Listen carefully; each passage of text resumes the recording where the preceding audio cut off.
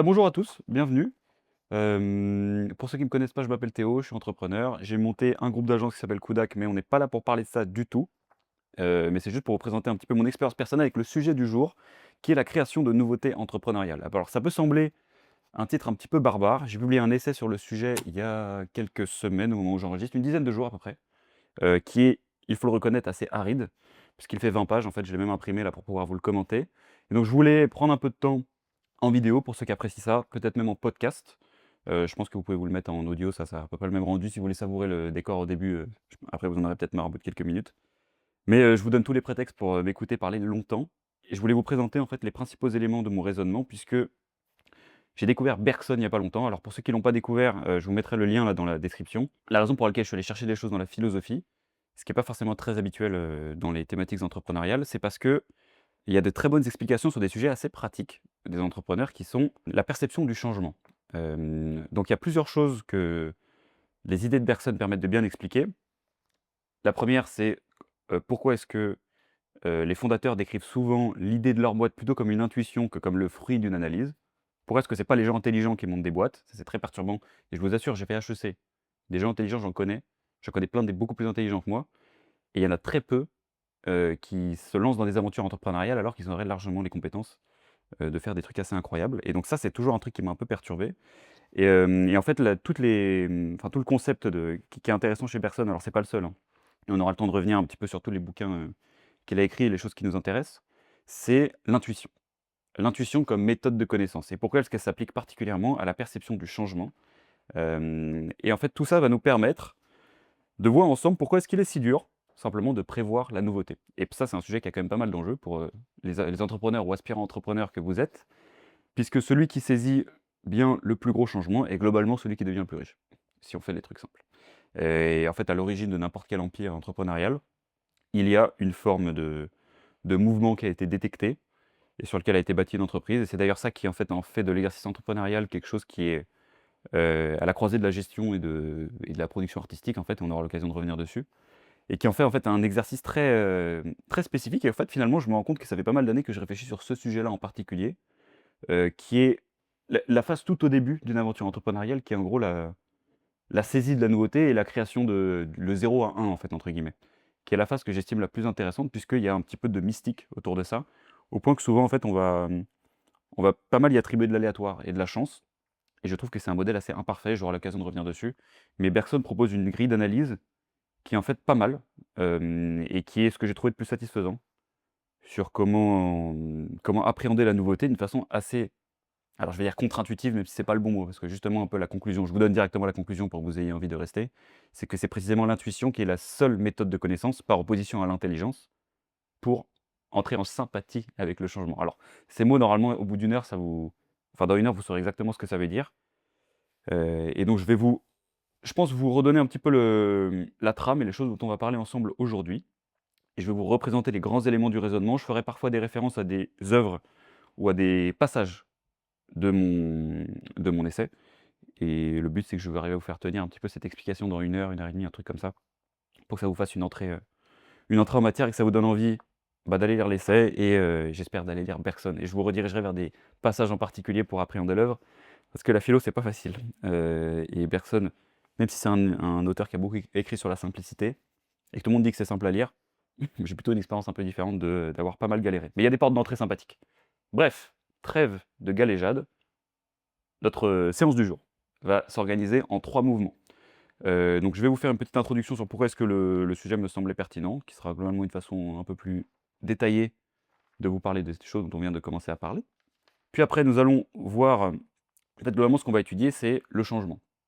Donc la perception du changement et comment est-ce qu'on le transforme ça en une entreprise qui gagne de l'argent et pourquoi est-ce qu'il faut admettre une partie d'intuitif et donc on va commencer par parler des conceptions mauvaises que nous faisons habituellement de la création de nouveautés. Il y en a 2 qui sont détaillées par Bergson dans ce super ouvrage que j'ai juste là, qui est «L'évolution créatrice», qui est en gros le banger de Bergson. C'est celui qui lui a les gens parlent de la gloire de Bergson. Ça a été l'un des premiers philosophes français à être une star mondiale de la philosophie et donc c'est en 1907 que c'est publié ça et je crois que c'est 20 ans plus tard exactement qu'il recevra le prix Nobel. Je l'ai dans mes notes de toute façon ça, mais je reviendrai dessus derrière.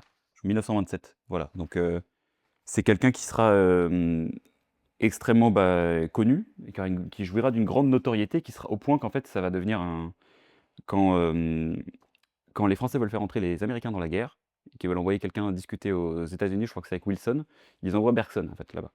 Avec tel au point que, voilà, ils voulaient pour c'était une marque de donc on envoie quelqu'un de très important pour nous. Donc c'est quelqu'un qui a beaucoup marqué la philosophie et parce qu'il, en fait, dit des trucs qui sont hautement pratiques et qui sont très éclairants sur enfin, moi, juste, j'y ai vu évidemment, forcément, comme c'est mon métier, d'entreprendre, j'y ai vu une bonne grille de lecture entrepreneuriale pour percevoir le changement et notamment parce qu'en fait, on a tendance à cantonner le changement. Oui, vous savez, il y a beaucoup quelqu'un qui monte pas de boîte a souvent employé très souvent le mot visionnaire et donc c'est toujours la même histoire pour les mecs qui ont construit des boîtes. Donc Jeff Bezos, c'est celui qui a compris qu'internet allait être le nouveau terrain du commerce. Mark Zuckerberg, c'est celui qui a compris que les relations sociales allaient se poursuivre sur internet et ensuite sur le mobile et du coup, on s'arrête à là souvent, on dit: «Bah, c'est des visionnaires». Il y a une capacité quasi mystique qu'ont ces gens-là à percevoir le changement, comme s'ils avaient, c'est d'ailleurs le mot que j'emploie dans l'essai, un logiciel intégré qui serait capable de modéliser le développement du temps et de la nouveauté. Donc ces gens-là sont capables de saisir et en fait, il y a rien à comprendre. Hem, le problème, c'est que quand on regarde ce truc-là de plus près, le visionnaire absolu, celui qui est en connexion avec la nouveauté, n'existe pas. Et il y a quelques, il suffit quand on veut démontrer quelque chose, il suffit de trouver un contre-exemple, hein, ça démontre le théorème. Ça ne veut pas dire que le modèle ne sert à rien, c'est d'ailleurs quelque chose sur lequel on aura l'occasion de revenir, c'est pas parce qu'il y a des failles à l'intelligence pour percevoir le changement, que l'intelligence ne sert à rien. Et notamment, j'ai pris l'exemple dans l'essai de Systrom et Krieger, qui sont les fondateurs d'Instagram et qui bon donc, Instagram c'est évidemment extrêmement connu, que c'était une boîte qui a été vendue 1 milliard, avec une douzaine de personnes en quelques années. Enfin, c'est vraiment une success story comme le monde, l'histoire entrepreneuriale en a très peu connu et après en fait, après ils ont monté une boîte. Ils ont monté une boîte qui s'appelle Artifact. J'étais client d'ailleurs. C'était une application qui faisait des recommandations de news en IA, je crois. C'était ou alors au tout début enfin voilà, de l'explosion des LLM et ce truc a bidé de fou. En fait, en 12 mois, ils ont fermé la boîte et en fait, des exemples d'entrepreneurs qui se sont foirés sur leur seconde aventure, il y en a vraiment beaucoup. Ou alors sur certains éléments, certains grands pivots dans leur boîte. Je pense par exemple à Daniel Ek, donc c'est le fondateur de Spotify, qui a essayé de lancer un concurrent de Clubhouse, pour ceux qui se souviennent, qui s'appelait Green Room, qui a failli totalement. Travis Kalanick, le fondateur d'Uber, a eu la même chose. Et en fait, chacun des fondateurs, qu'on qualifie d'habitude de visionnaires, été, sujets, disons, ont été confrontés, disons, à des gros échecs, dans la vision qu'ils ont projetée sur le futur. Et je trouvais que ce point était très intéressant et le point de départ en fait, d'une petite faille dans le modèle du visionnaire pour analyser toutes les personnes qui gagnent de l'argent en prévoyant le changement. Donc le super pouvoir de prédire la nouveauté, en fait, finalement, il n'existe pas. Et quand on regarde même le truc d'un petit peu plus haut, et qu'on ne regarde pas juste les entrepreneurs, mais on regarde les investisseurs, et principalement les investisseurs en capital risque, donc ceux dont plus ou moins prévoir, c'est pas vraiment prévoir le changement, c'est percevoir les gens qui ont prévu le changement. C'est d'ailleurs, cette petite finesse, je l'ai rajoutée, elle n'est pas présente dans mon essai de base, mais je l'ai rajoutée suite à une discussion que j'ai eue avec Pierre Entremont. Pierre Entremont, du coup, de VC chez First, qui m'a beaucoup aidé sur, le pendant entrepreneurial de cet essai et qui me disait qu'en fait, c'est assez obvious pour un VC de percevoir d'identifier les bons entrepreneurs et mais ce qui fait quand même que, il disait qu'en fait, quelqu'un qui prévoit bien, un capital risqueur qui prévoit bien, il a une boîte qui fait plus de 5 milliards une fois sur 30. Donc ça, c'est un bon taux. Et donc ce truc-là est quand même assez surprenant parce que c'est des gens dont le seul métier, c'est de donner l'argent à des gens qui ont bien identifié le changement. Et il disait qu'il y avait 2 choses en fait qui déterminaient, le fait qu'un investissement devienne, fertile ou pas, ce qui rend l'argent quoi, avec un gros multiple. C'est la qualité d'entrepreneur et la qualité de l'opportunité sur laquelle il travaille. Et ce qu'il faut bien comprendre, c'est malgré le jugement de ces 2 facteurs par une personne qui fait que ça de sa vie, une fois sur 30 ça fail. Et quand on regarde Y Combinator, j'ai noté, c'est 4 939 boîtes chez Y Combinator. Donc Y Combinator, c'est le plus gros incubateur de start-up au monde, dans la Silicon Valley, de laquelle sont sorties plein d'énormes boîtes. Il y en a moins de 10 qui ont réalisé un exit et seulement 4 sont devenus des licornes. Les licornes, ce sont des boîtes qui valent plus d'1 milliard. Et donc, souvent face à ces observations, comme il y a une sorte d'imprécision dans la prédiction du changement, on va avoir tendance à se dire que le seul facteur explicatif, c'est la chance. Donc en fait, tu jettes une pièce et finalement, ton but, c'est de faire plein de paris pour tomber sur le mec pour lequel la pièce va tomber du bon côté. Sauf que c'est pas une chance sur 2, c'est plutôt une chance sur 30. Hem, sauf que, quand on y regarde encore une fois de plus près, on se rend compte que tous les fonds de VC n'ont pas tous les mêmes rendements. Il y en a quand même qui sont des stars et qui, de façon répétée, rendent plus d'argent aux investisseurs. Et même chose pour les entrepreneurs, il y en a qui ont tendance à avoir moins tort que les autres. Quand tu prends Elon Musk qui a raison sur des gros bets quand même plusieurs fois, tu te dis qu'il y a quand même un truc que ce mec a perçu, que les autres n'ont pas perçu. Et on va voir que ça n'est pas l'intelligence qui explique ça. Justement, c'est tout ce que dit Bergson. Donc, il n'y a peut-être pas de devin absolu, mais il y a des gens qui devinent mieux que les autres. Bref, il y a de quoi se perdre, à moins d'avoir lu Bergson. Donc Bergson, c'est un philosophe français. Je vous ai déjà fait la mini présentation, mais c'est une fierté nationale. Cet homme qui a mis un peu de temps d'ailleurs à être, je crois qu'il n'est pas forcément très populaire en ce moment, enfin, de ce que j'en ai compris dans mes recherches. Enfin, c'est quelqu'un qui est moins connu du grand public qu'un Kant, un Spinoza ou un Nietzsche. Donc c'est un philosophe qui a vécu en fait, on dit souvent voilà, qu'il a vécu à égal temps dans le 20e et dans le 19e, pardon. Il a vécu 41 ans dans les deux siècles. Donc il est mort à 82 ans, je crois que c'est en 41, dans Paris occupé malheureusement. Toute sa vie, il a écrit que sur une seule chose, c'est le temps. Et d'ailleurs, si vous voulez commencer Bergson, bon, je vous le donne dès maintenant, comme ça vous l'aurez. Soit vous commencez par les conférences, mais je reviendrai dessus après. Soit vous commencez par Histoire de l'idée de temps. Alors c'est pas un bouquin de Bergson, c'est le résumé de ses cours au Collège de France. Où en fait ce qui est stylé, c'est qu'il part vraiment de zéro. Tout le monde peut comprendre le premier chapitre. Et ensuite, il faut voir jusqu'où vous allez y arriver. Je crois que je suis arrivé à la moitié. Et après, voilà, seront les choses qui donneront, ce que c'est 1902, je crois, qui donneront l'évolution créatrice en 1907 derrière. Mais l'évolution créatrice, c'est un peu dur à comprendre. Enfin, de toute façon, les bouquins, je trouve, normalement, je vois à peu près la sensibilité philosophique qu'a l'entrepreneur moyen qui va regarder cette vidéo. Globalement, vous en avez entendu parler en terminale, peut-être dans les études supérieures si vous en avez fait, et vous lisez pas des bouquins de philo pour votre plaisir, parce que c'est très dur, et parce que vous voyez pas forcément l'impact sur votre action. Donc commencez par des trucs simples. Les conférences, c'est super parce que c'est des formats courts. Et bah, en fait, l'histoire d'idées de temps, c'est, je crois, une vingtaine de cours qui sont en fait sous format conférence. Et en fait, le temps, pourquoi est-ce que c'est important? C'est parce que le temps, c'est le vecteur d'éclosion du changement. Donc le déroulé du temps, c'est ce qui fait qu'un nouveau comportement va apparaître sur lequel on peut construire une opportunité entrepreneuriale. Voilà, et donc en gros, dans son œuvre, il nous explique que les modèles habituels qu'on a pour concevoir le changement sont très imparfaits.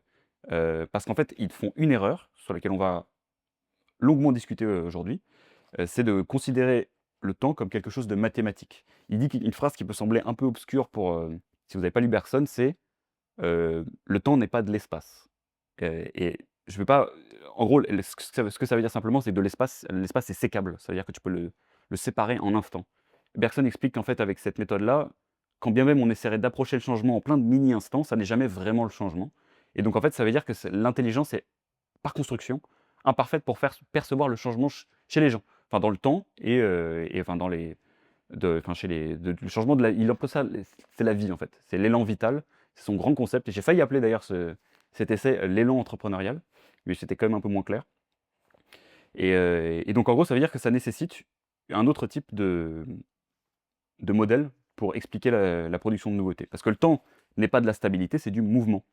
Et quand vous utilisez l'intelligence pour essayer de le saisir, eh bien, c'est comme essayer d'attraper de la fumée. C'est impossible. Et donc Bergson là où Galilée dit que l'univers est écrit en langage mathématique, Bergson dit précisément l'inverse. Il dit que la vie, justement, n'est pas du tout écrite en langage mathématique et en fait, on sera condamné à toujours passer à côté, en essayant de la faire rentrer dans des modèles. Et c'est aussi la raison pour laquelle c'est si compliqué pour des fonds, et principalement quand on investit aux premiers instants d'une entreprise, d'utiliser des modèles mathématiques pour prévoir la nouveauté. C'est quelque chose qui relève beaucoup de l'intuition et ça va s'éclairer au fur et à mesure du développement. Mais c'est pas parce que l'intelligence ne peut pas saisir le mouvement qu'on ne peut pas l'étudier. Et donc je vous disais, le temps est le vecteur d'éclosion du changement et c'est l'ingrédient premier de la réussite entrepreneuriale. Disons, c'est un facteur sur lequel se trompent pas mal des gens, enfin, qui explique pas mal des échecs, principalement dans les premiers jours, des entreprises. Hem voilà, donc on va rentrer tranquillement dans le détail et arriver progressivement jusqu'au concept clé de Bergson, qui est la différence entre, le temps et la durée. Donc dans cette vidéo, je vais vous proposer un modèle d'explication de la production de nouveautés entrepreneuriales, dans le but de montrer que ce qui se cache véritablement derrière les visionnaires est en fait entièrement compréhensible et à la racine de ce qui constitue l'acte entrepreneurial, qui était aussi un autre nom que j'ai failli donner à cet essai, que je vais peut-être reprendre d'ailleurs pour YouTube. Et donc on va commencer par parler du premier chapitre de l'évolution créatrice que je vous reprends ici. C'est 4 chapitres, l'évolution créatrice, c'est le premier. C'est en fait Bergson qui dresse un diagnostic de toutes les erreurs que nous commettons habituellement pour percevoir dans la perception de la nouveauté. Et avec en fait, il les ramène à deux façons de penser. C'est le mécanisme et le finalisme, qui sont deux conceptions entrepreneuriales, du changement qu'on retrouve évidemment beaucoup chez, chez les investisseurs en start-up et chez les entrepreneurs eux-mêmes. Donc, on va commencer par parler du mécanisme. Le mécanisme, c'est quoi? Ça suppose que le changement n'est qu'un prolongement logique de ce qui existait déjà. Donc mécanisme, vous voyez, c'est comme vous voyez des rouages, un mécanisme, c'est-à-dire que vous faites bouger un rouage, qui fait bouger un autre rouage, qui fait bouger un autre rouage. Et en fait, ça consiste à expliquer que la nouveauté n'est jamais que un enchaînement de causes. Donc en fait, si on regarde assez de causes, on est capable de prévoir les conséquences par chaîne de cause à effet. Et donc ça va consister à dire que ce qui arrive devait arriver parce que les causes correctement analysées contenaient déjà l'effet. Et donc ça, c'est la méthode préférée des cabinets de conseil et compagnie, c'est que si on modélise assez précisément les causes, eh bien on pourra prévoir la nouveauté comme la météo. Et en fait, le mécanisme, c'est assez rassurant parce que ça transforme l'inconnu en variation du connu. Et j'aurai des petits exemples, hein, après vous inquiétez pas si ça vous paraît un peu obscur. Ça va simplement neutraliser l'incertitude en essayant de le ramener à un modèle et en fait un calcul différentiel. C'est-à-dire que le nouveau n'est jamais qu'un petit peu plus ou un petit peu moins que le passé. Et que tout peut s'expliquer comme ça. En fait, ça va aplanir les choses sur un plan stable, ça les met dans de l'espace simplement, sur un plan fixe, et ça va les vitrifier, comme si on pouvait regarder les causes et prévoir le changement. Sauf que malheureusement, quand on essaie de prédire avec ce modèle-là, ça ne fonctionne pas du tout, et on va avoir l'occasion de revenir derrière. La première personne, en fait, la personne principale que Bergson utilise pour justement démonter, et mettre en lumière euh, c'est cette philosophie à l'action, cette perception du changement en action, c'est Lamarck. Donc Lamarck, c'est un mec avec un énorme QI, qui a écrit un bouquin qui s'appelle Philosophie zoologique en 1809. Donc on est au 19e. Et en fait, lui, ce qu'il explique, c'est que pour expliquer l'évolution des espèces, en fait, il va imaginer une mécanique du vivant. Il va dire que l'usage et le non-usage des organes produisent des petites modifications qui vont s'accumuler génération après génération pour produire des espèces nouvelles. Et donc les êtres vivants se transforment parce que leur manière de vivre les oblige à modifier l'utilisation qu'ils font de leur corps. Et donc quand le milieu va simplement changer et imposer des nouvelles contraintes, donc en termes de nourriture, quand tu es dans un climat différent, quand tu as une nouvelle façon de te déplacer ou besoin de te nourrir d'une façon nouvelle, les organismes doivent satisfaire des nouveaux besoins et donc ils développent un nouveau comportement. Et voilà. Et donc ces besoins conduisent les animaux à solliciter certains organes davantage que d'autres. Et donc l'usage renforce un organe et le non-usage l'atrophie. Donc c'est une conception du vivant. Donc c'est une conception du vivant et donc Lamarck en fait il applique ce principe à l'évolution des formes animales dans toute sa généralité. Il va dire que l'oiseau qui s'efforce de voler exerce ses ailes et finit par les développer. Le serpent qui glisse et rampe néglige l'usage de ses membres et finit par les perdre. Et pareil avec la girafe qui tend son cou pour atteindre la nourriture et voit ce cou s'allonger peu à peu. Donc ce modèle-là, à quoi il sert? C'est à comprendre comment est-ce que la nouveauté, pour Lamarck, est déductible et progressive. Et donc le point clé en fait de cette philosophie-là, enfin de cette conception du changement, c'est l'hérédité des caractères acquis. C'est qu'en fait on va de petites variations en petites variations qui finissent par produire des grandes transformations. Et donc dans cette vision, le changement, c'est la somme de milliers de petites variations qui vont, in fine, produire de la nouveauté. Donc le problème de ce que signale Bergson, en fait, c'est que en important ce modèle mécaniste au domaine du vivant, Lamarck, en fait, il manque ce qui fait la singularité de la vie. Et donc, Bergson utilise quelque chose de très précis pour décrire cette erreur-là. Ça s'appelle le mouvement rétrograde du vrai. Et ça consiste, je crois que c'est dans la perception, non, c'est dans le possible et le réel, qui est dans ce bouquin, La pensée et le mouvement, qui est l'autre porte d'entrée sur Bergson. Je vous conseille là-dedans de lire La perception du changement et Le possible et le réel, qui sont les deux conférences qui vous parleront le plus si vous êtes entrepreneur. Mm. Et dans lequel il va parler du mouvement rétrograde du vrai. Alors où est-ce que j'en étais? Voilà. Et donc en gros, c'est qu'une fois qu'un événement s'est produit, on va considérer qu'il était déjà contenu dans ses prémices. Et donc en fait, sous prétexte qu'on est capable d'expliquer le changement, on dit qu'on va être, qu'on pense qu'on est capable d'expliquer le changement même, on pense qu'on est aussi capable de le prévoir. Et donc on projette sur le passé ce que seul le présent nous a appris. Et en fait, le problème que signale Bergson, c'est que ce qui prend pour la cause du changement, Lamarck, est en fait que l'effet visible. C'est la conséquence figée d'une poussée beaucoup plus profonde qui donnera lieu à l'élan vital. Et donc Lamarck, en fait, ce qui se passe, c'est qu'il n'explique pas ce qui apparaît, il le reconstruit après coup. Ça, c'est très important de le comprendre. C'est le mouvement rétrograde du vrai. Et donc, vous voyez qu'en fait, cette conception, elle est aussi à l'œuvre dans l'explication de la nouveauté entrepreneuriale. Quand on pourrait par exemple dire qu'Airbnb, c'est la conséquence du prix des hôtels, que Uber, c'est une réponse naturelle au taxi, etc. C'est qu'en fait, tout semble logique, Mais sauf que cette logique, on l'a construite a posteriori. C'est très facile de regarder les choses une fois qu'elles sont advenues et de faire une chaîne de causes en disant que c'était inévitable et qu'en fait c'était tout. C'est très simple. Il suffisait de regarder les causes. Mais le problème, c'est encore une fois, c'est très bien pour expliquer le passé, mais c'est très compliqué pour décrire le changement qui est en train de se produire. Et en fait, le mécanisme, ce que dit Bergson, c'est que ça ne décrit pas le changement en tant que changement, ça en isole des causes. Et donc, c'est comme s'il y avait le changement, et derrière nous, notre conception du changement, qui va se mettre par-dessus et qui va le simplifier. Vous voyez, c'est comme un modèle. Une courbe, disons qu'il y a la courbe, pour ceux qui ont fait un peu de mathématiques, vous voyez les fonctions comme on les affiche sur des graphes. Bon, il y a une courbe qui serait le changement, et nous, on essaie de foutre des points, toc, toc, toc, toc, toc, toc, et essayer de dire, ok, bon, bah, cette cause amène à tel truc, amène à tel truc, amène à tel truc, et de déduire qu'en fait, la fonction qui explique le changement, bon, bah, on peut la mettre dans une équation mathématique qui va expliquer tout ce qui va se produire. Malheureusement, Bergson explique que c'est pas du tout comme ça que fonctionne la vie. Il n'y a pas d'étapes successives. En fait, à chaque fois que tu essaies de mettre le mouvement dans des étapes successives, tu le perds. C'est comme essayer d'attraper de la fumée, je vous le disais. Voilà, sauf que la vie, c'est pas ça, c'est du mouvement, et donc on aura l'occasion d'approfondir ça un peu plus tard. Le mécanisme, ça n'explique pas le changement, ça le requalifie. Et donc lorsqu'il cherche à prévoir, il manque souvent sa cible. Donc pour ça, je vous ai pris un petit exemple dans l'essai des commentaires de Mark Cuban, qui est un investisseur américain, l'un des plus grands investisseurs investisseur tout court, je ne sais pas s'il fait que de la startup d'ailleurs, qui lors de l'IPO de Facebook en 2012, il avait vu un échec assuré, notamment en s'appuyant sur ce qui est arrivé à MySpace. Et qui disait, voilà, Facebook risque de devenir le prochain MySpace. Et je vais aller vous chercher la citation. Nous avons déjà vu ce film. Quand une plateforme commence à perdre la confiance, les utilisateurs fuient. Et donc ils pensent que c'est ce qui va se produire pour Facebook. Ici, bah, c'est un exemple parfait d'analyse mécaniste du changement. Je pense que les deux fonctionnent. C'est qu'en fait, on utilise la trajectoire passée de MySpace pour expliquer le changement futur de Facebook. Comme si on pouvait déduire le nouveau du passé. Et en fait, on va dire que c'est comme si Facebook était la suite. En fait, il y avait la cause qui était MySpace, et ensuite la conséquence c'était Facebook, et finalement c'était. Et donc, on peut prévoir le changement de cette manière-là, comme si c'était un changement, c'était un degré supérieur de MySpace, et donc ça allait se foirer pour les mêmes raisons que MySpace. Malheureusement, ça ne fonctionne pas du tout comme ça. On peut pas croire, enfin, ça consiste simplement, pardon, à croire que le nouveau se déduira du déjà vu, que l'histoire se répète et que les mêmes causes produisent nécessairement les mêmes effets. Donc parce que voilà, on connaît toute la suite de l'histoire sur Facebook qui démontrera précisément l'inverse en devenant l'une des entreprises les plus rentables de l'histoire. Et donc, le problème du mécanisme, c'est quoi? C'est que ça ne peut penser que ce qui se répète. Ça ne peut saisir que les transformations quantitatives à l'intérieur d'un cadre, qui lui, pour le coup, reste immobile. On doit isoler. On dit, OK, je ne vais pas prendre Facebook dans le mouvement de Facebook ou de la création à l'œuvre chez les utilisateurs qui utilisent Facebook. Je vais faire la définition de Facebook comme le prolongement de MySpace ou un nouveau réseau social. Donc ça suppose que le changement véritable n'est qu'une accumulation d'effets, une addition de petites différences.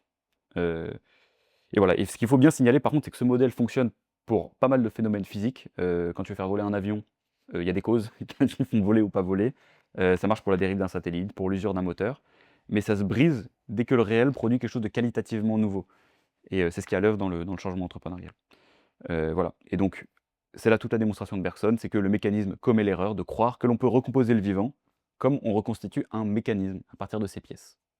Ça n'est pas le cas. C'est un peu matrixant, mais je trouve que c'est assez bien expliqué dans l'œuvre de Bergson et en des mots assez compréhensibles par n'importe qui. On ne peut pas remonter le fil en arrière et dire que le changement était contenu dans les prémices. Et malheureusement, en fait, les personnes, parce qu'il y a quand même des gens qui essaient de produire du changement ou d'agir sur le changement avec cette conception-là, en se disant que si j'ai compris les causes d'un changement, si je pense percevoir les causes d'un changement, alors je peux reproduire de la nouveauté. Et le meilleur moyen de voir ça à l'œuvre et de voir ce que ça produit comme changement, c'est dans une œuvre qui a été écrite par Mary Shelley, qui s'appelle Frankenstein, et qui est en fait précisément la mise en œuvre de ça. C'est un bouquin qui a été écrit en 1818, dans un contexte très spécifique en Europe, où en fait l'Europe découvre la toute-puissance de la science. Donc on a l'impression qu'on peut tout expliquer. Donc l'électricité vient d'être maîtrisée, les laboratoires se multiplient et on croit pouvoir expliquer la vie comme on démonte une horloge.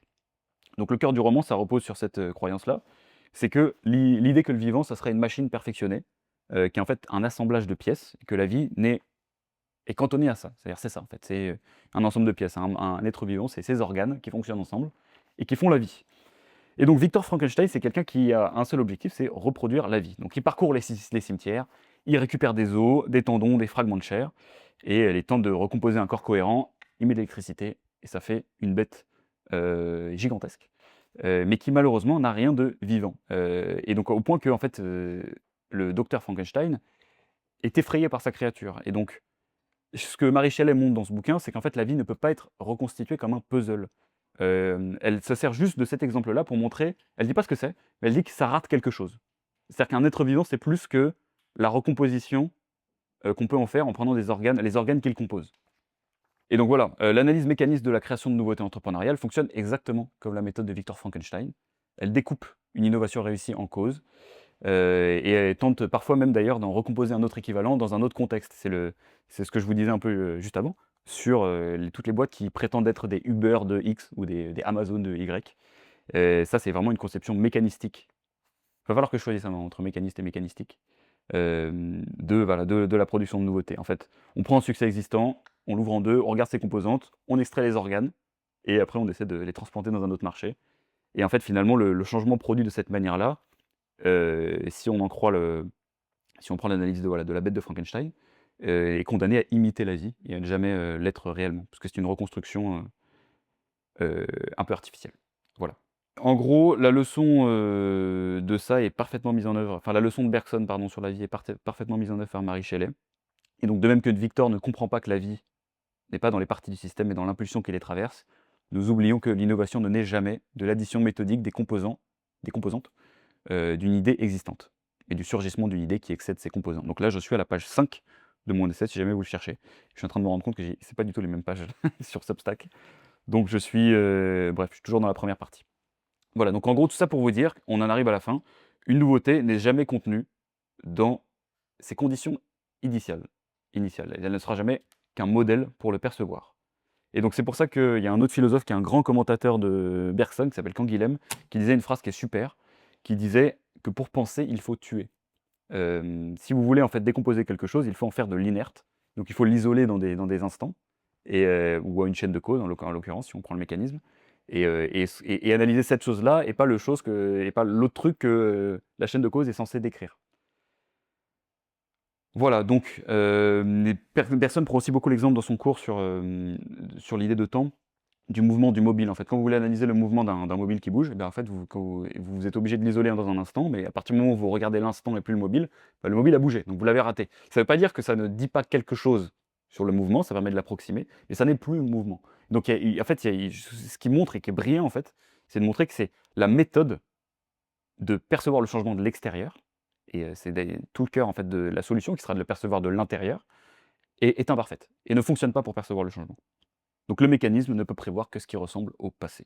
Et je pense que je vais passer assez rapidement sur, la suite et aller directement au finalisme, qui est l'erreur inverse. Si vous voulez plus de détails sur le mécanisme, je vous renvoie à l'essai. Voilà, et donc l'esprit humain, lorsqu'il se rend compte en fait qu'il n'est pas capable d'utiliser les causes pour prévoir le changement, il va faire l'erreur inverse, il va se dire qu'en fait, la vie avait un plan et que tout convergeait vers une fin et qu'en fait, si les choses sont advenues, c'est parce qu'il y avait il y avait un objectif vers lequel le temps, voilà, n'est que le dépliement d'un plan. Je suis pas sûr du mot dépliement. Voilà, donc en gros, c'est que au lieu de prendre la cause du changement comme dans le passé, eh ben, il va la prendre dans le futur. Dire qu'en fait, on va vers une fin et c'est comme ça qu'on peut expliquer tout le changement. Donc le mécanisme échoue parce qu'il ramène du nouveau à l'ancien et le finalisme, c'est l'inverse. Il ramène du nouveau à ce qu'il aurait dû être. Donc comme s'il y avait un plan inscrit d'avance. Donc Bergson, il montre avec brio que ce réflexe est presque irrésistible chez les humains. Nous avons ce besoin en fait d'assigner une fin aux choses, qui est souvent très artificielle, et de lire en fait une trajectoire dans à peu près tout ce qui se dévoile. Et donc dans la sphère entrepreneuriale, on l'a à l'œuvre très souvent. On va dire que par exemple, tout pointait vers l'iPhone, en fait, que c'était le développement naturel, que le mobile devait aller vers le desktop, enfin, que le mobile pardon, devait remplacer le desktop, que les réseaux sociaux devaient advenir, parce que c'était la conséquence logique. Et tout ça, en fait, ce sont des conceptions a posteriori qui assignent une fin aux choses qui, en fait, c'est le problème du finalisme, c'est que ça greffe un sens à la vie, un sens, voilà, une direction, un modèle d'explication qui tend vers une fin. Et ça a été montré avec brio dans un autre bouquin que j'ai pas ici, qui est Le réel et son double de Clément Rosset, qui parle en fait de la maladie du sens, et qui dit qu'en fait le réel, comme il a cette propriété en fait d'être immédiat, il est sans justification, il y a pas de sens particulier, heu, il est assez insupportable en fait pour un être humain. Nous on supporte pas qu'un événement advienne sans raison, qu'on soit pas capable d'expliquer quelque chose. C'est très désagréable, c'est comme quand vous êtes en cours de maths et que vous comprenez pas un truc, soit vous acceptez la souffrance de pas comprendre et vous vous combattez pour comprendre, soit vous vous déconnectez et vous dites, j'allais employer des mots vulgaires et dire, voilà, on comprend pas.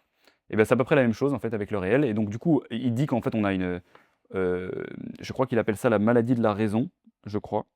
Hem, ça reviendra plus tard dans le raisonnement, mais c'est en gros, c'est le piège de la raison, je crois, voilà. C'est en fait le fait d'accoler des fins aux choses et donc on fabrique c'est pour ça qu'il appelle ça son bouquin s'appelle «Le réel et son double». On crée un double du réel dans lequel c'est une coulisse explicative qui va simplement dire qu'en fait le réel allait vers ça masque sa brutalité, c'est-à-dire voilà, le réel en fait voulait dire ça, ça allait vers ça et donc la maladie du sens, ça consiste précisément à refuser le réel en tant que réel. Elle lui substitue un récit qui le rend plus tolérable. Donc pour ça, il convoque l'exemple de Don Quichotte, que vous connaissez peut-être. Donc le monde pour Don Quichotte, n'est jamais vraiment ce qu'il est. Ce n'est que la conception qu'il en fait d'un récit voilà, médiéval, d'aventure, où il va transformer des moulins en des châteaux. Voilà, tout devient un récit héroïque. Une auberge pardon, devient un château. Un paysan ordinaire devient une princesse. Des moulins à vent deviennent des géants menaçants, etc. En fait, le réel disparaît derrière le sens qu'on lui impose parce qu'on lui crée un double. Et donc le finalisme, ça procède finalement d'un besoin humain, c'est le pendant du mécanisme. C'est transformer l'imprévisible en nécessité, en aboutissement. Mais cette opération nous éloigne de ce que sont réellement les choses, qui ne doivent rien à un plan préexistant. Enfin, il y a rien qui démontre ça, et c'est précisément ce que Bergson aborde dans ses bouquins. C'est que la seule vérité des choses, c'est qu'elles sont advenues. Mais c'est très inconfortable, en fait, de se rendre compte qu'il est compliqué d'appréhender la nouveauté par l'intelligence. Et donc pour ça, je voulais vous prendre un exemple aussi un peu plus pratique. C'est la lecture. Alors, n'ayez pas peur, on va parler d'Hegel. Hegel a une. Donc le concept clé chez Hegel, c'est la dialectique. Et en fait, lui, il s'en sert pour utiliser une clé de compréhension du déroulé de l'histoire. Ça veut dire que l'histoire, c'est quoi? C'est l'entrée de l'esprit dans le monde, donc de la raison dans le monde, et principalement, en fait, c'est l'histoire du dépliement de l'idée de liberté. Et donc il prend pas mal d'exemples. Pour lui, c'est son explication de la Révolution française, en fait, hein. Il dit que 1789, c'est un mouvement nécessaire, parce que c'est compris dans la logique interne de l'histoire. C'est-à-dire que c'est une étape vers la destination de l'histoire, qui est celle que je viens de vous dire. Donc ça part de l'Orient ancien, où il y avait un seul homme qui était libre, c'était le despote. Puis après, la Grèce et Rome, où il y a certains citoyens, le citoyen romain est libre, a des droits. Puis l'Europe moderne, où l'idée que tous doivent être libres, etc. Et donc la Révolution française, ça représente l'instant où cette idée, qui était latente pendant longtemps, devient consciente d'elle-même et s'exprime dans le réel. Donc en fait, c'est la fin était déjà écrite. Et donc toutes les étapes, donc la violence, la terreur et tout, etc., ne sont que des moments dans l'entrée pardon, de l'esprit dans le monde, quoi. Voilà, donc c'est l'autoréalisation de l'esprit, c'est ça le mot que je cherchais. Donc tout ce qui se passe doit se passer. Les acteurs historiques ne sont que les instruments d'une nécessité supérieure qui les dépasse. C'est aussi un thème qui est très présent dans les tragédies grecques, mais on n'aura pas l'occasion d'en parler dans cette vidéo-là, mais si jamais vous voulez chercher ce truc à l'œuvre, ça relève un petit peu de la même idée. Vous voyez, les tragédies, en fait, c'est souvent ça commence par, une prophétie. Au début, nous, comme dans Oedipe Roi, il lui dit: «Bon, bah, tu vas tuer ton père et épouser ta mère». C'est un peu glauque et en fait, voilà, c'est toute l'histoire de comment est-ce qu'il est impossible d'échapper à la nécessité. Donc c'est un petit exemple aussi de finalisme. Voilà et donc voilà, c'est ce qu'il appelle, Rosset, pardon, ce qu'il appelle la ruse de la raison. C'est le mot que j'ai cherché tout à l'heure. C'est que les individus croient poursuivre des intérêts personnels, mais ils le font en réalité qu'accomplir qu'une étape globale du plan global de l'histoire. Il est compliqué cet essai qu'il a écrit là. Voilà, donc en entrepreneuriat, le finalisme, c'est la même chose, c'est de se placer à la fin du parcours et de dire que, bah, tout pointait vers ça. Il était en fait extrêmement simple de prévoir cette prochaine étape naturelle de l'évolution d'un marché, de parler de transition inévitable, de marché mûr, hem, comme si le devenir se contentait d'exécuter un plan.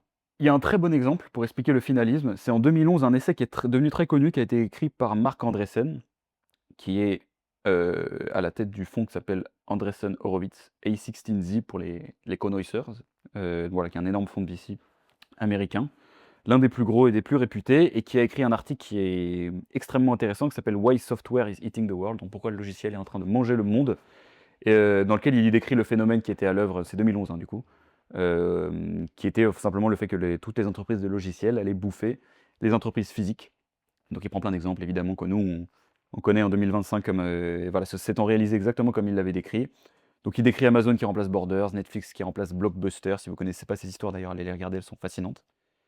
iTunes et Spotify qui transforment la musique, et cetera. Bon, j'ai pris plein d'exemples dans l'essai, mais je pense que vous saisissez. En gros, il parle voilà, du basculement technologique et économique qui a l'œuvre dans pas mal d'industries et qui va être recomposé principalement par les entreprises de la Silicon Valley,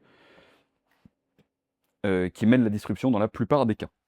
Donc cet article est extrêmement intéressant. Il y a pas mal de choses qu'il décrit qui sont produites exactement comme il avait dit, mais c'est dans la réception de cet article-là qu'il s'est passé quelque chose d'intéressant. C'est qu'on a dit, on a assumé qu'en fait, le software is eating the world, c'était la direction du changement. C'était la fin. En fait, tout pointait vers ça. Et donc, il y avait en fait un récit implicite dans lequel le logiciel serait non seulement le facteur essentiel du changement, mais son principe, et donc sa fin.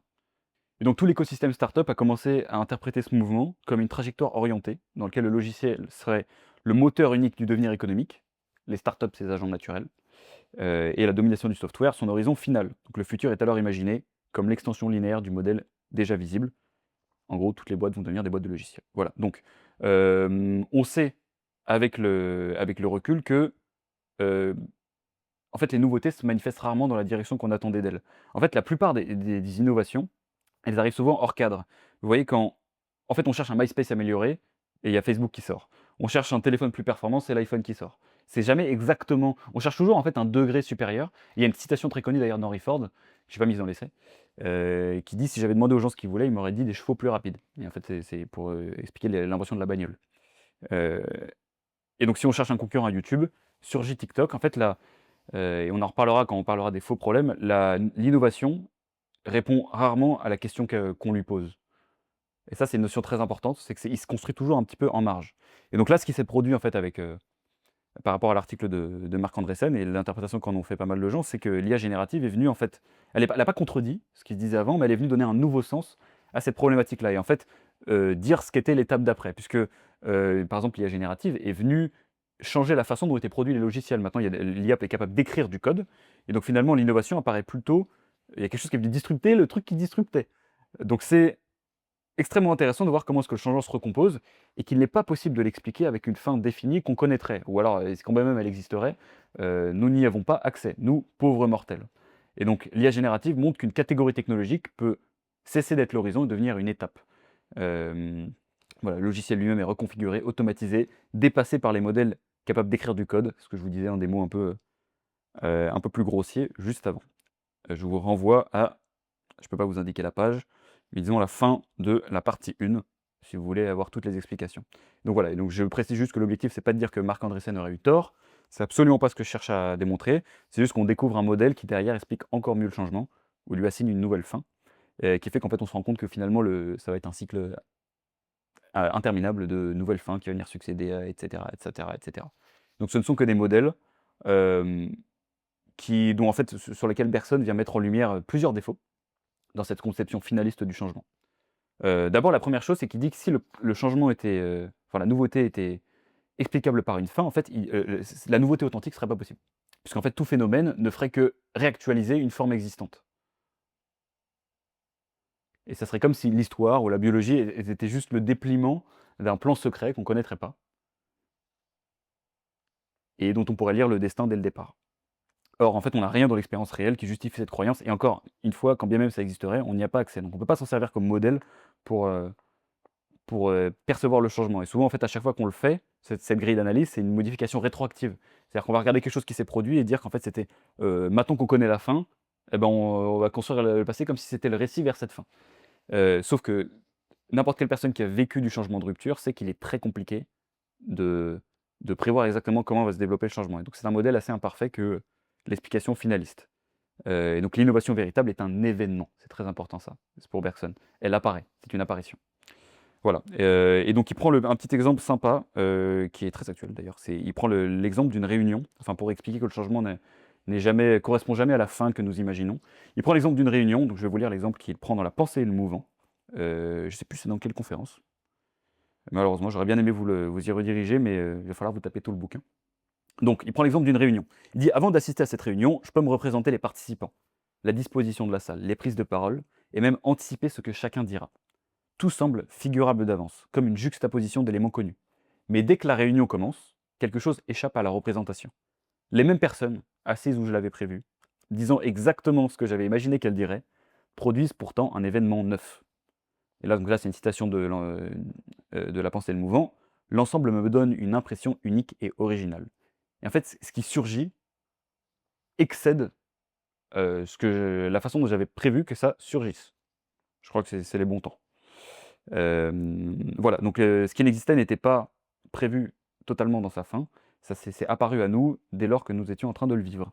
Le réel s'est présenté avec ce rien d'imprévisible qui change tout, et pas comme la fin que nous anticipions. Donc c'est la première critique du finalisme, c'est que le réel ne ressemble jamais à la fin que nous imaginons.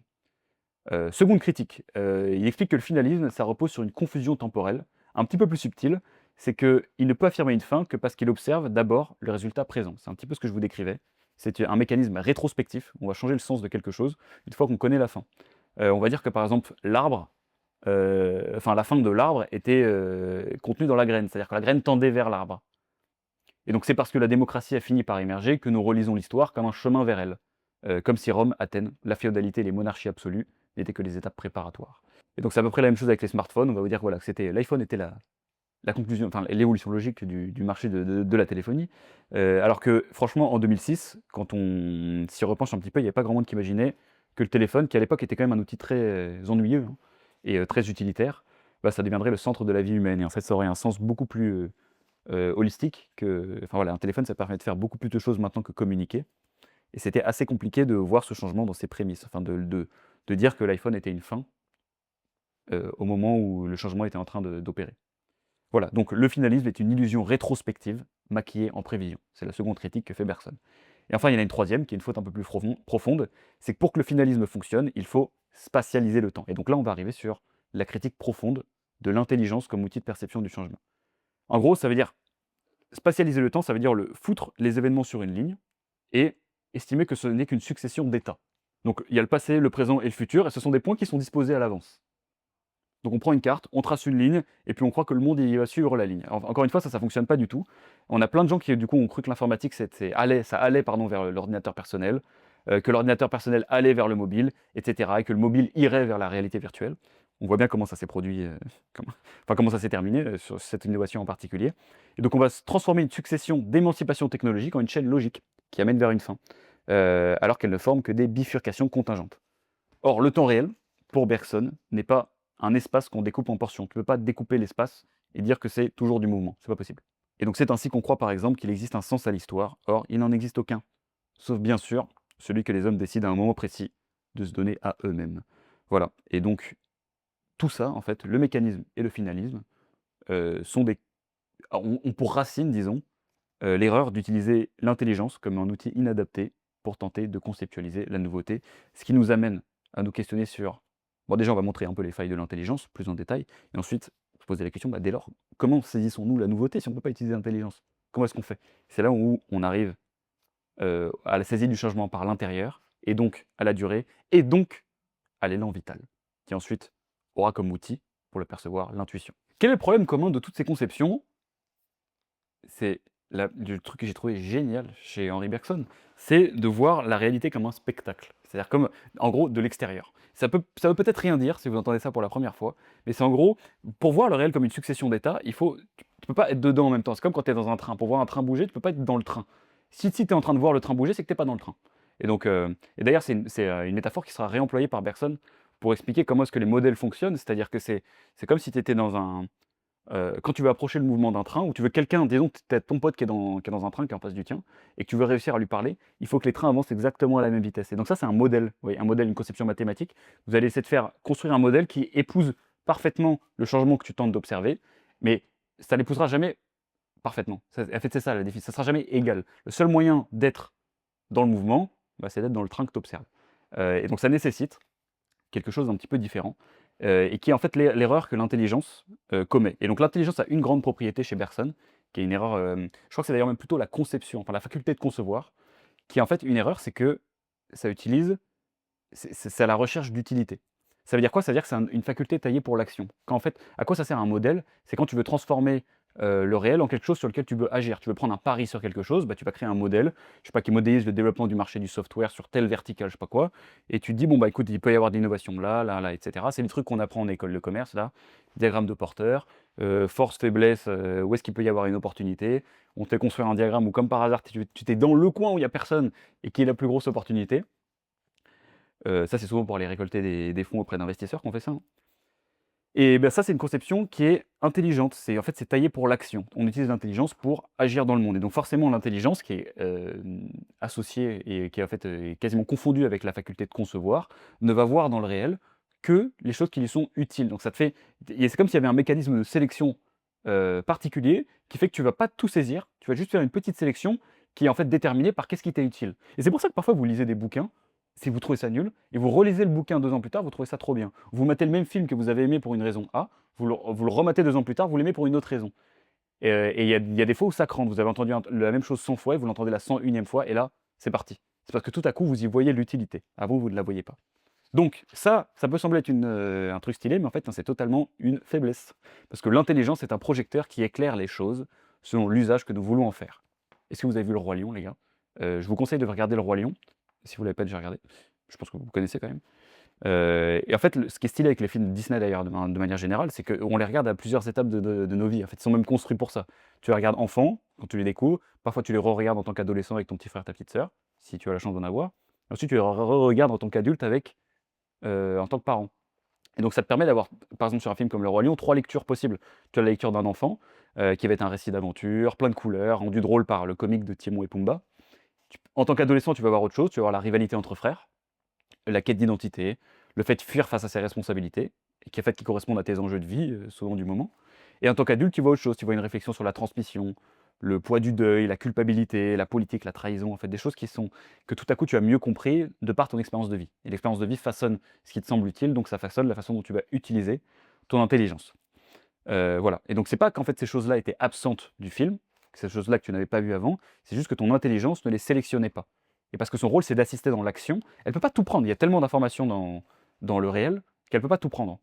Et donc elle est obligée de le découper en unités manipulables.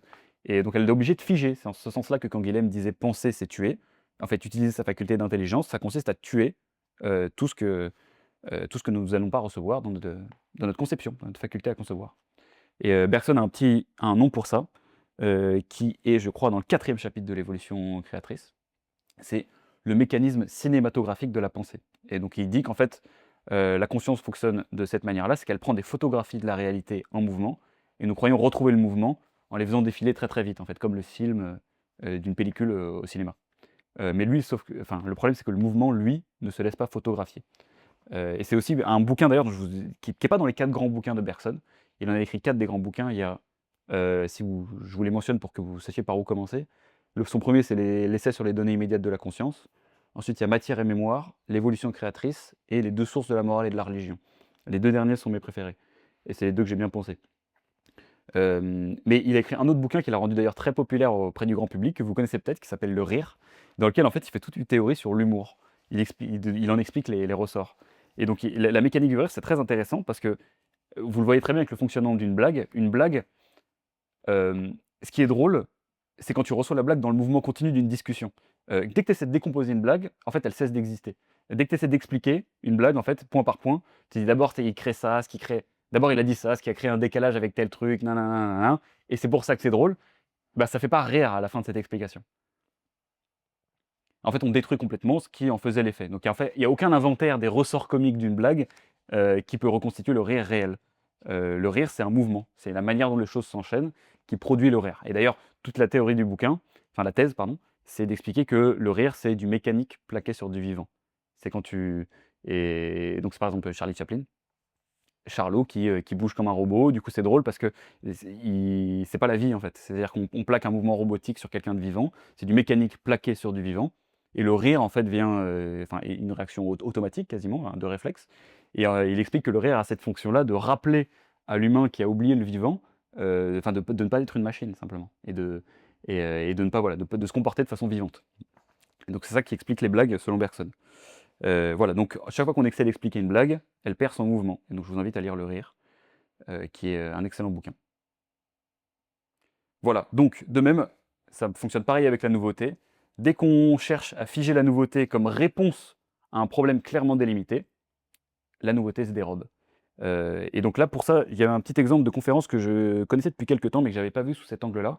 C'est Rory Sutherland, qui est, je crois, chairman ou vice-chairman de Ogilvy, qui est une grosse agence de pub. Donc forcément, ça me parle un peu, étant moi-même le fondateur d'une agence de pub. Et dans lequel il prend, donc il a écrit un bouquin qui s'appelle Alchimie, dans lequel il explique un peu comment est-ce que les créatifs pensent la résolution des problèmes. Et donc là, il y a un petit exemple qu'il prend dans une conférence. Et il prend l'exemple d'ingénieurs qui cherchaient à réduire l'insatisfaction liée à, certains trajets ferroviaires sur lesquels le temps était jugé trop long. Hem et donc leur intelligence se pose directement sur le problème comment réduire le temps de trajet. Ce qui est logique, hein. Tu te dis: «Bon, bah, les gens se plaignent, d'un temps d'attente trop long dans le train. Comment est-ce qu'on peut, raccourcir le temps de trajet?» C'est logique, n'est-ce pas? Et donc le problème est découpé en variables qui sont mesurables, donc il y a la vitesse, les minutes gagnées et les solutions, à cet égard, globalement. Mais cette manière de penser, en fait, elle manque un élément clé du problème, c'est l'expérience vécue du passager. Et donc Sutherland, il remarque un truc intéressant, il dit qu'il aurait suffi, pour une fraction du coût, parce que faire accélérer un train, ça nécessite des investissements colossaux, donc pour une fraction du coût, de rendre le voyage plus agréable. Donc un wifi stable, un espace plus confortable, un bon café et voir, et c'est là sa plaisanterie qu'il a rendue, assez connue, c'est l'idée des mannequins pour servir du vin, ce qui est de l'humour très anglais. Et voilà, et dans ce cas-là, personne n'aurait voulu que le trajet soit plus court.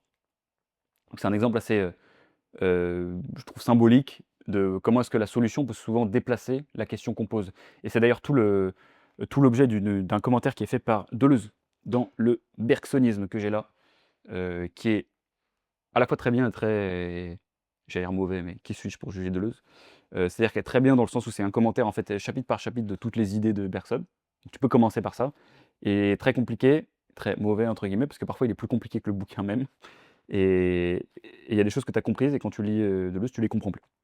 Bon, je sais pas si je vais te donner envie de le voir. Tout ça pour dire que un des commentaires clairs qu'il fait, c'est qu'il explique en fait quand tu trouves la solution quand tu arrives à bien définir un problème, la solution apparaît directement. Et ça, c'est une expérience très pratique, que tu peux avoir souvent. Nous, en fait, bah, mon business, pour ceux qui le connaissent, c'est, répondre à des appels d'offres, hein. Globalement, c'est ça. Et donc un client arrive avec un problème qui semble pour un débutant pardon et un esprit pas entraîné, être 100 du temps le même. Mais en vérité, il y a souvent un problème qui est très spécifique à chacun des clients et en fait, une fois que tu as fait un gros diagnostic, la solution devient évidente. C'est comme un médecin, où tu arrives directement chez le médecin, il te dit: «Bah, tiens, va te prends un Doliprane. Tu as mal, prends un Doliprane». Et s'il te donne la réponse en 5 secondes, tu te dis: «Mais attends, mais tu m'as pas ausculté, tu sais pas ce que j'ai» et cetera. Et en fait, finalement, quand tu fais l'auscultation, c'est pas juste quelque chose pour convaincre le patient d'utiliser le médicament, c'est parce que le le médicament est une conséquence directe. Il y a pas de réflexion une fois que tu as bien cadré le problème pour trouver la solution. La solution apparaît avec le problème. Et en fait, le problème, du coup, le souci, pour prendre un synonyme de cet exemple-là, c'est que le problème est mal cadré. On se pose la question: «Comment est-ce qu'on peut faire aller les trains plus vite?» au lieu de: «Comment est-ce qu'on peut rendre l'expérience vécue du passager moins désagréable?» qui est en fait le vrai problème qui est manifesté par les clients. Voilà, et donc poser un problème de cette manière, c'est le figer et c'est déjà orienter sa réponse. Et donc Bergson a tout un raisonnement sur les faux problèmes. Les faux problèmes, ce sont des problèmes qui n'apparaissent que quand on les regarde du dehors. En fait, là, il y aurait pu y avoir un exemple de résolution facile. C'est au lieu de regarder, le trajet du train, de le mesurer de l'extérieur, d'être dans une salle de réunion en brainstorming pour essayer de trouver des solutions, il y aura juste le fait de se foutre dans un train, en fait. Tu te mets dans un train et tu vis ce voyage et tu te poses la question: «Pourquoi je me fais chier, en fait?» Et ça, et c'est pour ça que tu as plein d'expériences, notamment je prends l'exemple juste après, peut-être que j'anticipe un petit peu, mais de Drew Houston, le fondateur de Dropbox, qui explique qu'il a trouvé l'idée de Dropbox parce qu'il n'en pouvait plus en fait d'oublier sa clé USB chaque fois qu'il allait au bureau. Donc il s'est dit que ça serait quand même super pratique de pouvoir accéder à ses fichiers, dans le cloud. Et ça, c'est quelque chose c'est une innovation qui ne se serait pas laissée saisir par un cabinet de conseil en stratégie ou par un fonds d'investissement qui aurait fait une étude du marché du stockage, par exemple. C'est très compliqué de le percevoir de cette manière-là. Et c'est pour ça que parfois, il y a plein de problématiques entrepreneuriales qui te semblent extrêmement compliquées quand tu les regardes de l'extérieur. Et en fait, quand tu te mets à la place du client, tout semble évident. Hem et en fait, tu te rends compte, et d'ailleurs, quand tu vis une expérience qui a été vécue par son fondateur et où tu vois qu'il l'a vécu, tu le sais directement. Tu arrives dans une salle de sport où il y a l'endroit pour prendre ta serviette, tu as ton maillot de bain qui est mouillé parce que tu sors du sauna, je sais pas quoi, tu as un truc pour sécher ton maillot de bain. C'est un mec qui s'est profondément mis à la place du client et c'est ça qui construit des expériences de fou et qui en fait révèle les choses qui sont invisibles à ceux qui les regardent de l'extérieur. Et donc ce qu'on est capable de définir clairement, le problème, c'est quand je reviens du coup sur la formulation des problèmes, c'est, appartient au domaine du connu. C'est une variation interne d'un cadre que l'intelligence maîtrise déjà et donc la nouveauté ne peut pas apparaître dans ces conditions. On peut pas saisir le changement, avec cette manière-là. La véritable nouveauté ne surgit jamais dans un problème bien posé. Elle déplace le problème, elle en révèle un autre. Elle ouvre une direction que les questions du présent ne permettait même pas d'imaginer. Et donc poser la question: «Qui sera le prochain Uber? Qui sera le prochain je sais pas quoi?» eh bien, c'est localiser le problème, dans un endroit duquel il y a assez peu de chances que la solution prochaine apparaisse. Voilà, donc la nouveauté ne répond jamais à la question qu'on lui pose, elle la dissout dans une nouvelle. Je pense que ça c'est ma c'est ma formulation dont je suis le plus fier dans tous les essais. Mmh. Voilà, donc après dans l'essai, je prends l'exemple d'OpenAI et NVIDIA, qui en fait répondaient pas du tout aux questions qu'on posait à la base. Je vous laisserai aller voir, derrière, mais c'était assez compliqué de les prévoir, enfin de les entrevoir dans leurs prémices. Voilà, donc le problème selon Bergson est que le changement ne se donne jamais sous la forme d'un état. Il se donne jamais de façon figée. Le changement est une transition, un passage, un devenir, exactement ce que l'intelligence élimine lorsqu'elle analyse, puisque l'intelligence, qu'est-ce qu'elle fait? Elle analyse. Parce que l'intuition entre en sympathie. Et ça, c'est une de mes notions préférées chez Bergson. Voilà. Donc, penser avec l'intelligence selon Bergson revient toujours à créer de l'immobile avec du mobile. Je vous reprends l'exemple du mobile, on prend une photo, tac tac, on essaie de reconstruire le mouvement, mais ça n'est jamais le mouvement. On peut percevoir en fait que les positions par lesquelles le mouvement passe, par lesquelles il glisse. Et on peut qu'en mesurer les variations, analyser les états, décrire les effets, etc. Et c'est en fait ça amène à des erreurs qui sont parfois assez ridicules. Et là, l'exemple que vous connaissez peut-être, c'est l'exemple d'Achille et la tortue, qui est un problème qui a été formulé par les Éléates, c'est Zénon d'Élée, qui s'en sert pour montrer à quel point c'est ridicule d'utiliser l'intelligence pour saisir le mouvement.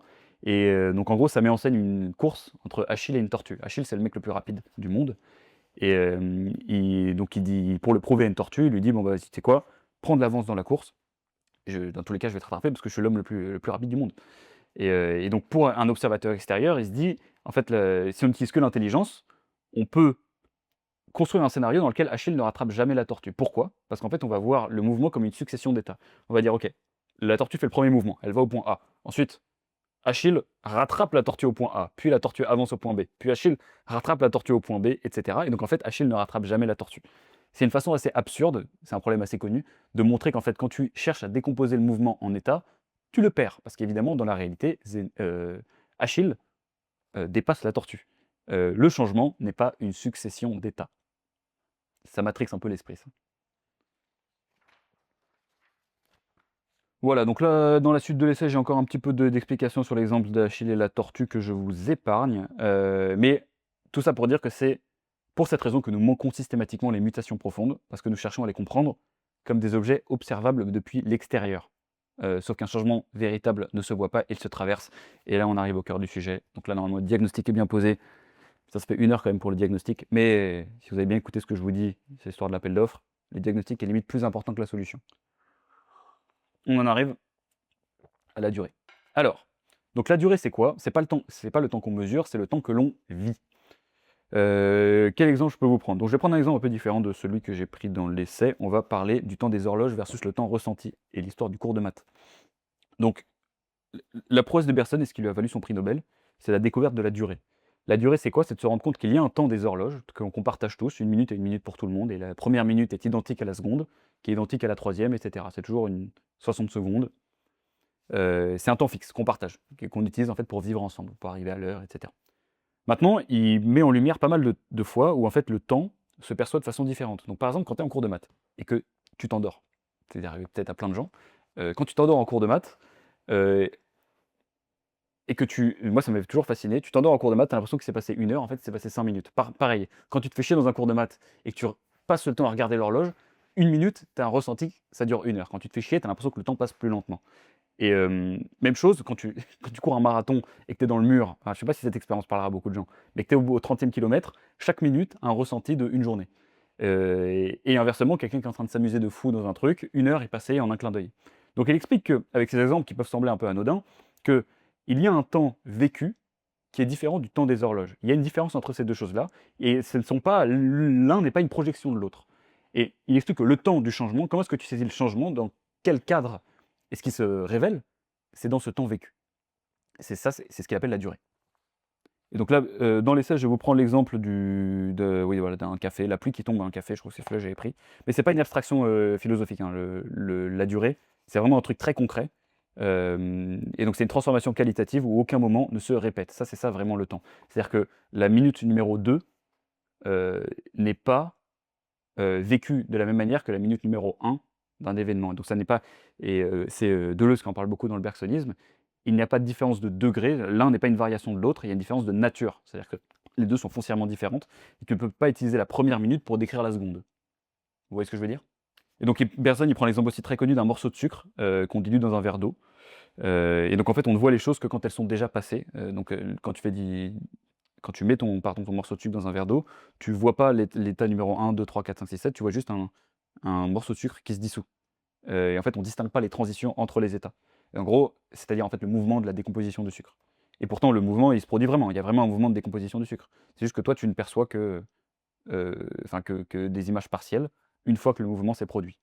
Donc on voit pas les choses, mais uniquement les étiquettes que nous avons posées sur elles. Et donc il y a encore, j'ai pris plein d'exemples parce que je trouve que c'est une notion qui se comprend beaucoup mieux quand on a plein de perspectives différentes sur elle.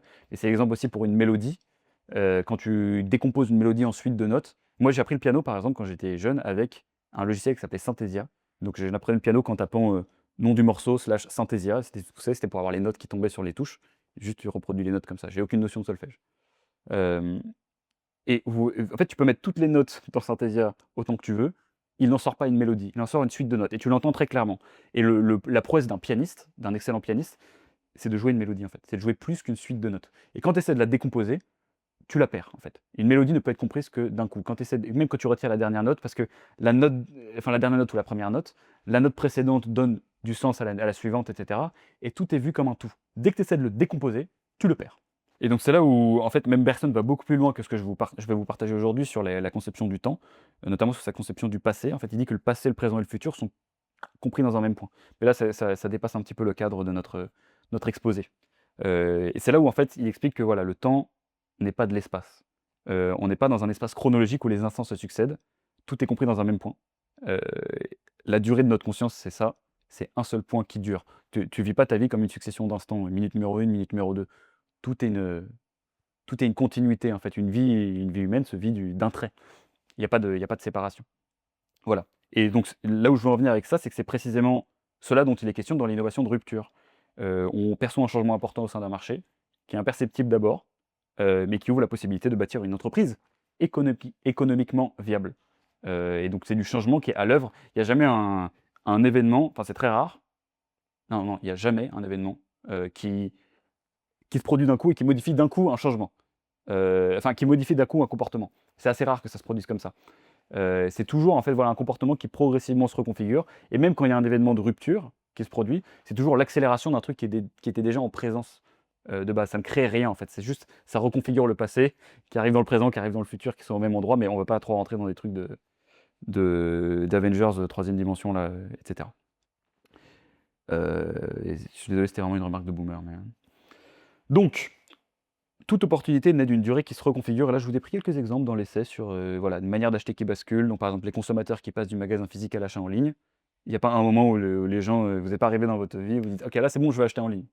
C'est une continuité d'événements que vous n'êtes pas trop capable de décrire et qui, en fait, donne lieu, vous voyez, quelqu'un qui est capable de percevoir ce changement avant les autres voit une opportunité entrepreneuriale. Et c'est ça, en fait, l'opportunité entrepreneuriale. C'est la perception d'un changement à une échelle diverse. Et plus tu perçois le gros changement et plus tu as la capacité de construire derrière, et on parlera après de la distinction que fait Bergson entre création et fabrication, plus tu es sur une opportunité de fou malade, en fait. Je vous ai mis aussi une frustration qui s'intensifie, voilà, donc des voyeurs excédés par les taxis urbains avant Uber, une habitude qui se délite, le câble abandonné au profit du streaming, un usage qui bifurque, donc la vidéo verticale de TikTok qui remplace le fil social classique. L'entrepreneur n'invente jamais le changement, il le surprend dans le mouvement des autres. Et je vous ai déjà parlé de la magnitude du changement. Donc il y a une expression qui est très importante chez Bergson, c'est le fait de penser subspécié de rationis. Je suis désolé, j'ai pas fait latin, donc peut-être que je me trompe sur la prononciation, mais il explique que c'est d'ailleurs penser du point de vue de la durée, c'est-à-dire penser les choses de l'intérieur. C'est un peu compliqué à saisir, mais il explique que la durée, c'est la seule manière adéquate de ressentir le changement. Et c'est là où je voulais en venir avec tout ça. Et ce qui va nous amener progressivement à l'intuition, c'est que le changement vécu n'est pas une juxtaposition d'instants, il est la manière dont un état se continue en un autre. Et le seul moyen de le penser, c'est de se placer à l'intérieur des choses, du mouvement, et non plus à l'extérieur comme le fait l'intelligence. Donc c'est cesser d'essayer de découper les choses, et de découper la réalité en clichés successifs, pour entrer dans son flux continu, là où la nouveauté se prépare avant de se manifester. Voilà, et donc là-dessus, je vous ai pris encore un exemple de la durée en œuvre. Je ne sais pas si vous avez déjà imaginé une discussion difficile que vous deviez avoir avec quelqu'un. Ça se passe rarement comme vous l'aviez imaginé. Il y a parfois même des problèmes que vous imaginez dans votre tête. Et je vous dis ça parce que dans ma position de patron, j'ai souvent ça. Euh, des problèmes que tu imagines, une discussion dure que tu dois avoir avec un manager ou un employé. Quand elles se produisent, elles sont beaucoup moins dures souvent que la façon dont tu les as imaginées, ou elles ne se produisent pas de la même manière. Et parfois, ce qui est dangereux, c'est qu'en fait, tu prends des décisions en fonction de la façon dont tu t'imagines que la discussion va se passer. Or, c'est rarement le cas et il y a beaucoup de, voilà, de situations qui simplifient quand on est dedans. C'est par essence que Bergson définit comme un faux problème. Faux problème, c'est un problème qu'on ne se pose que quand on est statique et qu'on constate de l'extérieur. En fait, quand on le vit, le problème ne se passe pas et enfin se produit moins ou est moins problématique.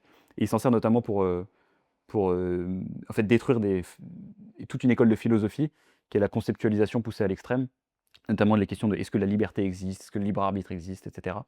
Qui sont en fait des questions qui, lorsqu'on les vit, en fait, la liberté se ressent avant de pouvoir se définir. On sent bien qu'on est libre dans nos actions. Ça ne veut pas dire qu'on n'est pas contraint par des choses. D'ailleurs, toute la thèse de Bergson, mais j'anticipe pas trop dessus, parce que je pense que je vais vous faire une vidéo dédiée à ça, c'est que la liberté, c'est la nécessité. Et donc, c'est fondateur en fait de comprendre ça pour l'acte entrepreneurial. Ça sera une prochaine vidéo. Et je sais plus pourquoi je vous parlais de ça. Voilà, donc cessez d'utiliser l'intelligence. Je vais essayer de reprendre mon fil. Donc, vécu de l'intérieur, un problème se dissout. Voilà, c'est là où j'en étais. Donc après, je vous reprends l'exemple de Drew Houston, le mec de Dropbox, qui trouve l'idée de sa boîte. Donc après, il est toujours compliqué hein, d'éliminer ce qui relève du storytelling ou pas. Mais en tout cas, c'est assez commun avec toutes les discussions que j'ai eues avec les fondateurs que mon aventure entrepreneuriale m'a donné la chance de rencontrer. C'est que ça se manifeste rarement comme le résultat d'une analyse, la volonté d'entreprendre. Soit même d'ailleurs, la volonté d'entreprendre précède l'idée de ce qu'on veut faire. Et ce sera aussi l'objet d'une future vidéo. Je spoil beaucoup des trucs que je vais préparer. C'est que l'entrepreneuriat est devenu un phénomène de société. Et voilà. Donc cette envie se manifeste de façon intuitive avant même qu'on puisse l'analyser et comprendre sur quoi elle va s'exprimer. Je parle bien de l'envie d'entreprendre. Voilà, donc la vie ne peut être saisie que de l'intérieur. Et là-dessus, je vais vous référer à un super film qui s'appelle Good Will Hunting, qui est fait par un mec qui s'appelle Gus Van Sant. Voilà, je connaissais pas le nom du réalisateur, je suis allé chercher pour l'essai. Mais en gros, le film est assez intéressant parce qu'il met en lumière précisément la distinction entre l'intelligence et l'intuition, et la durée et le temps vécu de l'extérieur. Donc c'est Robin Williams qui joue un psychologue, je crois. C'est un psychiatre ou un psychologue? Un thérapeute, disons. Et Will, donc qui est joué par Matt Damon. Et Will est un petit garçon très arrogant, c'est-à-dire qui est très cultivé, très intelligent, et qui pense qu'en fait il se met en marge du monde et parfois dans une position même hiérarchiquement supérieure. Il a l'impression qu'il peut, voilà, il y a une scène, notamment dans la scène du bar, là, où il met en déroute quelqu'un où il l'attrape en train de réciter un truc qu'il a lu dans un bouquin, que lui-même a aussi lu. Il lui montre qu'il n'est pas aussi intelligent qu'il n'y paraît, qu'en fait, sous-entendu, Matt Damon est plus intelligent que le mec qu'il est en train de critiquer. Et en fait, Robin Williams vient, par une simplicité assez touchante, lui montrer qu'en fait, il passe à côté de la vie en raisonnant comme ça sur le monde. Et donc, je vous ai. Donc, il s'appelle Sean, c'est Robin Williams, le personnage qui joue. Il dit: si je te demandais de me parler d'amour, tu me réciterais probablement un sonnet. Mais tu n'as jamais regardé une femme et été totalement vulnérable, je trouve que ça, est totalement vulnérable devant elle. Tu n'as jamais connu quelqu'un qui pouvait t'anéantir d'un simple regard. Si je te demandais de me parler de la guerre, tu me citerais sans doute Shakespeare, non? Mais tu n'as jamais approché la guerre. Tu n'as jamais tenu la tête de ton meilleur ami sur tes genoux, en le voyant rendre son dernier souffle, les yeux fixés sur toi pour obtenir de l'aide. Et donc ça, c'est une scène qui est assez émouvante. Ils sont sur un banc, je me souviens très bien, là, dans un parc. Et c'est qu'en fait, ce que démontre Sean, c'est que Will passe à côté de la vie en étant à l'extérieur des choses. Il les saisit jamais vraiment. Il pense les comprendre parce qu'il en a un savoir livresque et théorique, mais c'est pas ça. La vie échappe à ce type de conception, qui est une posture d'intelligence. Et donc l'invitation que nous donne Bergson, c'est à venir à cette première posture, cette posture initiale qui est vivre le changement de l'intérieur. Donc en fait, vivre les choses. Et donc l'enjeu derrière le concept de la durée, c'est qu'en fait, c'est une clé d'accès à l'élan vital, qui est la façon dont la nouveauté se produit. Et là, on va pouvoir rentrer dans les choses intéressantes. Et les choses un peu plus pratiques, c'est que le réel s'invente. Il n'est pas une succession, il n'est ni causé, ni dirigé vers une fin. C'est un élan vital, c'est une poussée. Voilà. Et donc, à l'échelle de la conscience, la durée est ce temps qui se déploie en se modifiant. À l'échelle du vivant, cette même continuité devient une pression créatrice qui pousse la vie à chercher des formes.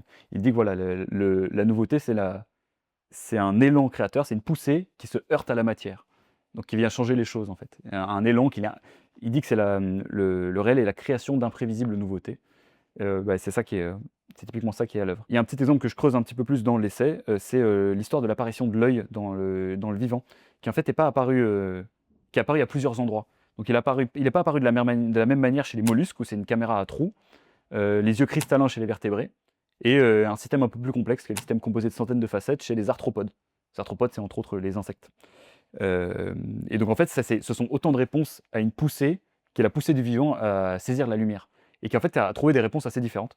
J'ai trouvé ça assez intéressant, c'est un exemple qui est pris par Bergson. C'est la même tension pour mieux voir, qui se manifeste à travers des inventions divergentes.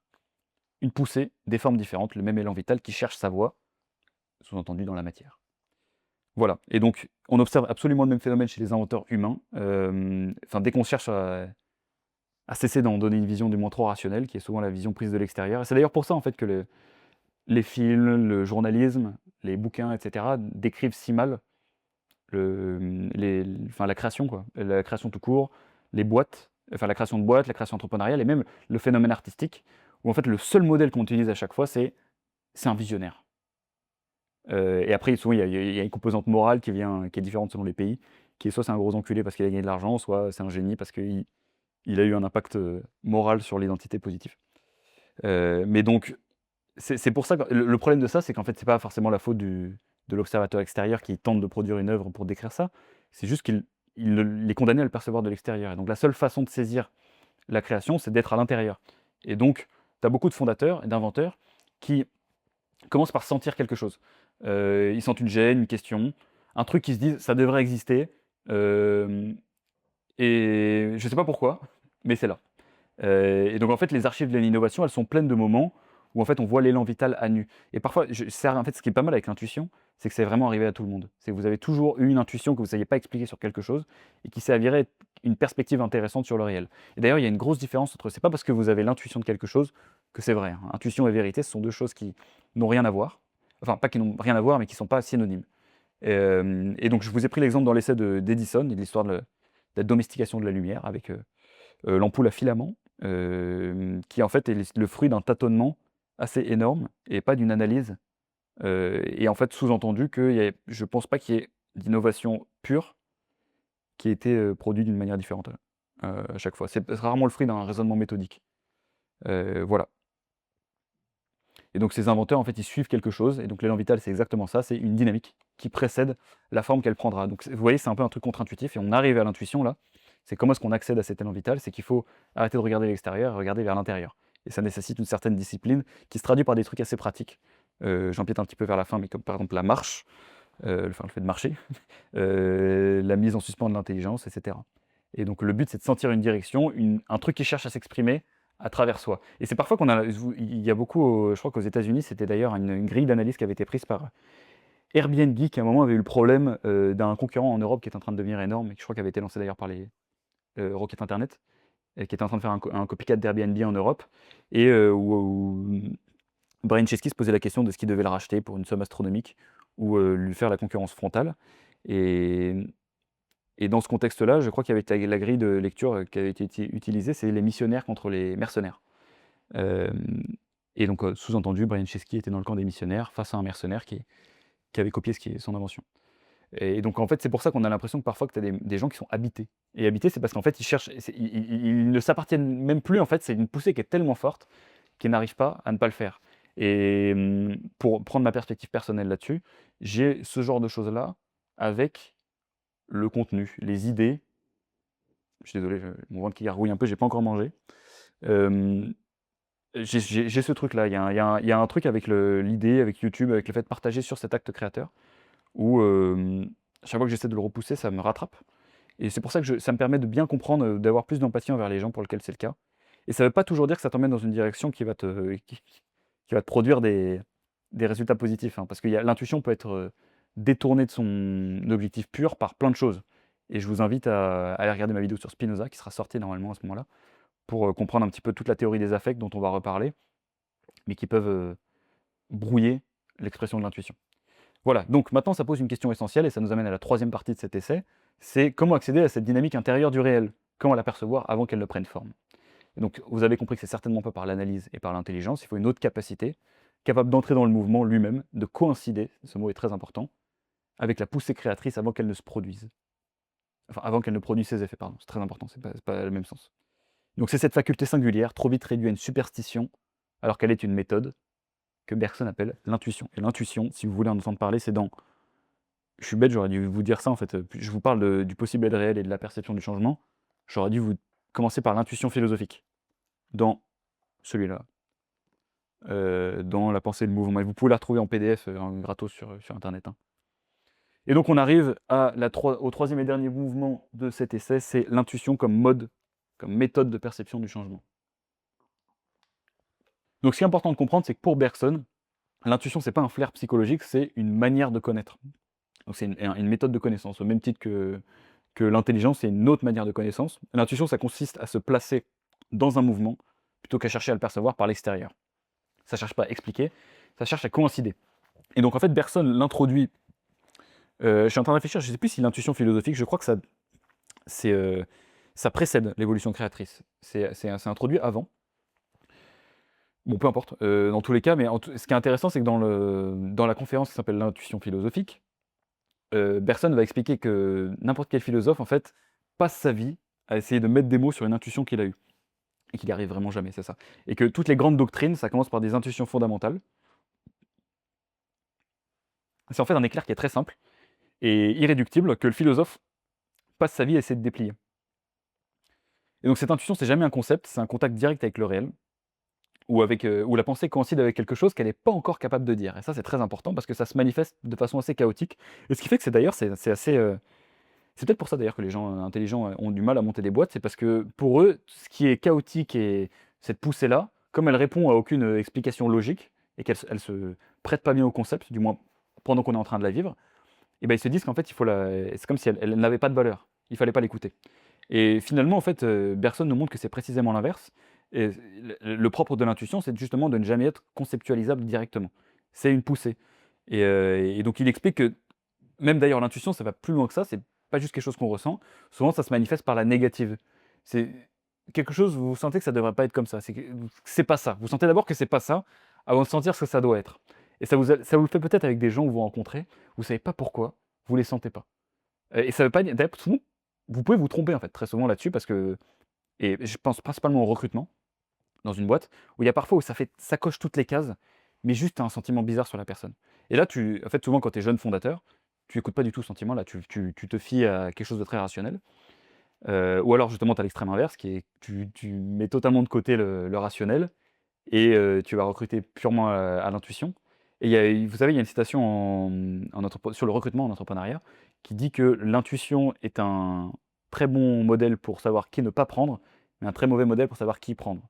Alors, je ne sais pas dans quelle mesure est-ce que ça correspond à ce que disait Bergson, mais ça semble correspondre au moins à ce qui est montré dans l'intuition philosophique. C'est que l'intuition se manifeste de façon négative avant d'être positive, forcément. Voilà. Donc, tout ce que la philosophie produit ensuite chez un philosophe, voilà, c'est l'effort d'approcher cette source sans jamais la rejoindre complètement. Et donc, ce qui donne à l'intuition une propriété très intéressante, c'est qu'elle est simple.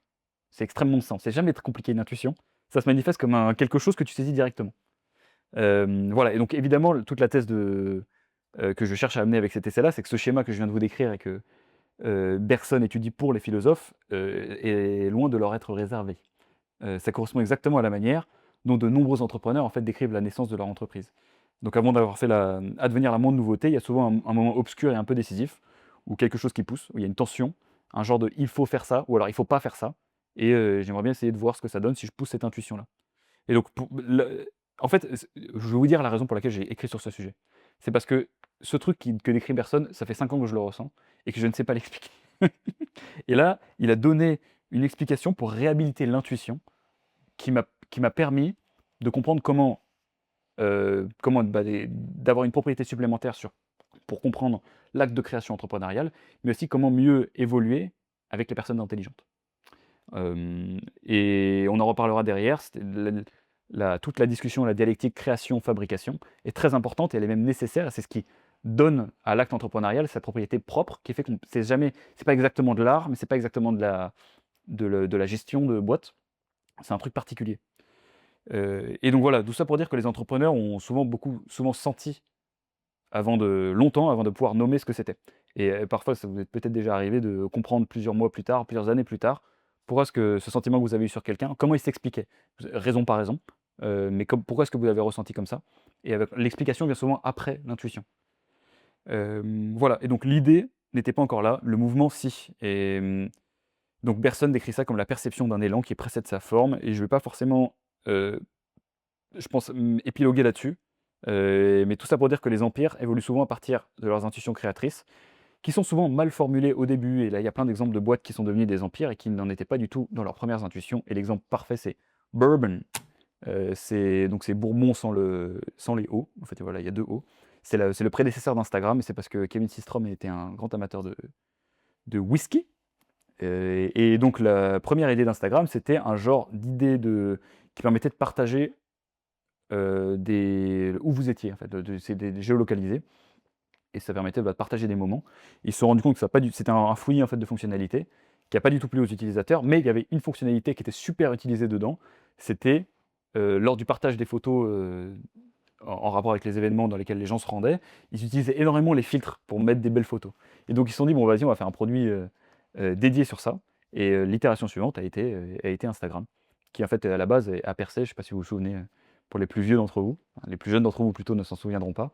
C'est que ce qui était beau, c'était, à l'époque où les téléphones faisaient des photos de merde et bah, Instagram te permettait de foutre des filtres dessus, qui te faisaient passer pour un mec super stylé, qui te donnait envie de partager ta vie.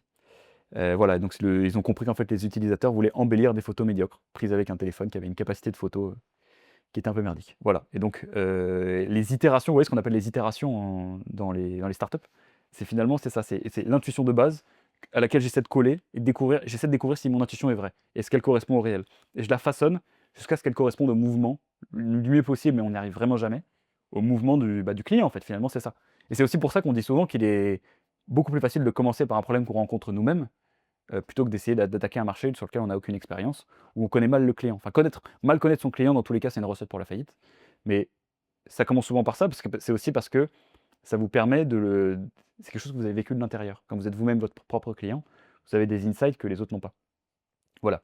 Et donc pour décrire cette coïncidence avec le réel, le fait de coller au mouvement avec l'intuition, bon, personne n'emploie le mot sympathie, qui est pas l'empathie affective, hein, c'est la capacité d'entrer dans le rythme d'une chose, donc d'épouser son devenir. Et donc de ne plus regarder les choses de l'extérieur, d'être à l'intérieur du train pour en saisir le mouvement. Et donc là-dessus, c'est quelque chose qui est assez compliqué. Peut-être que je ferai une suite d'ailleurs dédiée à l'intuition et pour le ramener à des trucs un peu plus empiriques. Heu, c'est assez compliqué de décrire ce truc-là parce que alors c'est pas exactement un sentiment, il n'y a pas vraiment de synonyme à l'intuition. C'est quelque chose qu'on ressent, en tout cas ça c'est sûr.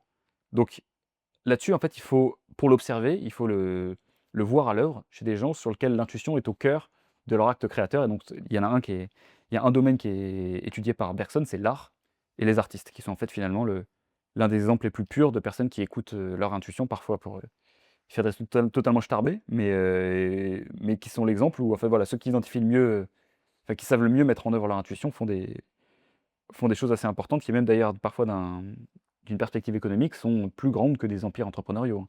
Je vous ai noté le chiffre, voilà, c'est 8 milliards de dollars la collection de Picasso. C'est plus que la majorité des boîtes que vous ne fonderez jamais dans votre vie et moi compris. Donc voilà, Bergson se réfère constamment à l'art. D'ailleurs, il y a une conférence qui est très intéressante, c'est «Quel est l'objet de l'art?» Elle est disponible sur YouTube en gratos, je crois. Je crois que c'est là que je l'ai vue. Hem et donc Bergson, voilà, je crois qu'elle est commentée sur YouTube, mais c'est pas exactement ça. C'est pas exactement la conférence, pardon. Donc Bergson se réfère constamment à l'art et il a une lecture en fait assez intéressante.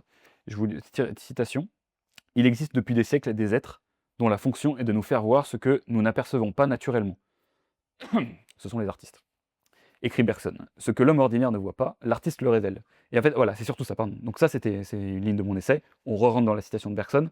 Et c'est ce qu'il ajoute qui est très intéressant, c'est: «La nature a oublié d'attacher leur faculté de percevoir à leur faculté d'agir».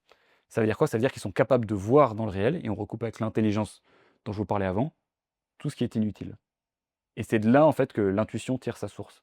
C'est une perception, c'est l'intelligence mise de côté. C'est-à-dire, calme-toi, on va pas essayer moi je parle à l'intelligence, on va pas essayer d'analyser, on va essayer de ressentir. Et c'est pour ça que les artistes sont parfois un peu excentriques, et on en reparlera, sur le rapport difficile qu'ont les artistes et même les entrepreneurs à la normalité. Et c'est parce que ça fait partie, en fait, de ce rapport au monde très, très premier, très, par la sensation. Voilà, donc en fait, un artiste est capable, et cette phrase est très importante, de voir plus que ce qu'il ne peut utiliser. Et ça correspond aussi pas mal à l'expérience qu'ont beaucoup d'entrepreneurs dans les premiers instants de leur boîte, hem, d de ressentir quelque chose qui parfois, en fait, ne ressemble pas à une entreprise. Facebook, par exemple, au début, c'est un annuaire pour une université. Ça n'a pas la trempe ou la tournure d'une boîte qui peut valoir de 1 000 000 en fait. Et ça ressemble pas à une entreprise au début, ça semble très inutile, en fait. Et ça a d'ailleurs été décrit par, Paul Graham dans des essais, je vous invite à aller sur son site d'ailleurs, c'est vraiment quelqu'un de très intelligent, Paul Graham, et qui écrit très bien aussi. Et qui, dedans, dit souvent que les empires ne ressemblent pas à des empires au début. Et je pense que voilà, Bergson, donne des leçons qui vont en ce sens. Voilà, et donc Bergson prend un certain nombre d'exemples, dans son bouquin, notamment il est très fan de Turner. Turner, c'est un peintre, qui est capable, en fait, voilà, il dit que l'artiste est capable de nous faire voir ce que nous ne voyons pas naturellement, et donc Turner a fait ça avec la lumière. En fait, avant, la lumière, la peinture des paysages, la lumière, c'était un outil pour mettre en lumière le paysage. Et donc avec Turner, ce qui a été son innovation, entre guillemets, ça a été de faire de la lumière le centre d'un tableau. Donc ça devient le sujet principal. Et donc ces marines, ces scènes de tempête ou de brouillard, ne cherchent plus à décrire précisément des bateaux, des falaises ou des bâtiments. Elle montre surtout comment la lumière les transforme et comment est-ce que c'est simplement le fait de peindre la lumière d'une façon unique, de nous faire voir des nuances que toi, quand tu regardes la lumière ou que tu regardes un paysage, tu n'es pas capable de voir, et que Turner te révèle dans des tableaux, qui est l'exemple parfait de la mise en œuvre de l'intuition, de quelque chose qui a été saisi par Turner, qui semblait inutile aux autres, qui n'avait jamais été exploité, et qui finalement donne lieu à une masterclass, quoi, simplement à une très belle œuvre. Et voilà, une grande partie de son travail consiste à dissoudre les contours pour les rendre visibles. Enfin, pour rendre visibles pardon, les effets atmosphériques que l'œil ordinaire laisse passer en arrière-plan. Je vous lis la phrase, on est sur la fin de mon essai dans la partie numéro 3. Voilà. Et donc il y a aussi l'exemple que j'aime beaucoup, ça pour le coup c'est en vidéo, donc ce sera trouvable sur YouTube, c'est Henri-Georges Clouzot qui filme Picasso en train de peindre, et dans lequel on a vraiment l'impression que tout vient d'un geste intuitif, qu'il n'y a pas un plan ou un modèle. Picasso met des coups de pinceau, et donc ça te semble être une forme, puis après ça t'en semble être une autre. Et c'est vraiment l'exemple de l'acte intuitif par excellence. Et Picasso, je vous rappelle, au cas où vous trouverez que c'est complètement ridicule et que c'est un truc de starbé, ça fait 8 milliards quand même, hein, ça fait 8 milliards d'argent, peut-être, hein, vraiment, de dollars. C'est le fait d'être capable de mettre en œuvre une intuition. Donc c'est très important. Et donc la leçon que nous livre Bergson, c'est que cette faculté d'intuition, c'est pas un privilège ésotérique, ça repose sur une discipline que chacun peut exercer, qui est simplement de désactiver l'intelligence utilitaire.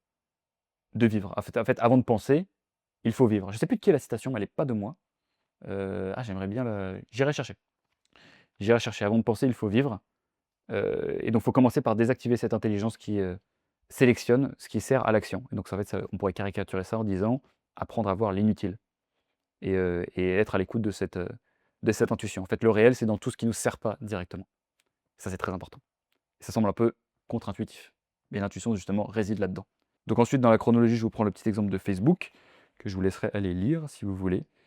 Et je reviens un petit peu sur quelques éléments de l'intuition que j'ai déjà mentionnés. On va reprendre au moment où je dis que l'intuition est le tout qui se manifeste avant les parties. Ça, c'est très stylé, parce que c'est par opposition à l'intelligence. Et ça va en fait introduire toute la différence entre la création et la fabrication, dont je vais parler juste après, mais dans pas très longtemps. Qui est que l'intuition, c'est quand le tout se manifeste avant les parties, c'est ce que je vous disais, c'est vous ressentez avant d'être capable d'expliquer. L'intelligence, c'est l'inverse, c'est vous avez les parties, et il faut reconstruire, c'est la discipline de l'ingénieur, qui construit à partir des parties. Il fabrique, il y en a un qui crée et l'autre qui fabrique. Et le but, c'est justement pas de hiérarchiser l'un ou l'autre, c'est juste de replacer les deux aux bons endroits par rapport à la fin que nous visons. Et donc une autre méthode qui permet un autre truc très important pour être à l'écoute de son intuition, c'est mettre les affects à distance. Être à l'écoute de son intuition, c'est pas du tout être victime de ses émotions, et ça peut être une interprétation d'ailleurs, j'avais un peu au début quand j'ai découvert l'intuition et que j'avais pas beaucoup lu, enfin le concept d'intuition, je veux dire. C'est de se dire qu'en fait, voilà, il faut écouter tout ce qui te passe par la tête et l'intuition, mais l'intuition n'est pas l'instinct d'ailleurs, hein. C'est une distinction qui est fondamentale et qui est très importante. L'instinct est quelque chose d'animal et quelque chose qui est incontrôlé. L'intuition, c'est pas du tout ça. L'intuition, c'est justement, heu, expulser le brouillard et être à l'écoute du flux très pur de la vie simplement, de vivre, quand tu regardes un film et que tu te fais transporter, quand tu écoutes une musique et ça te donne des idées de fou.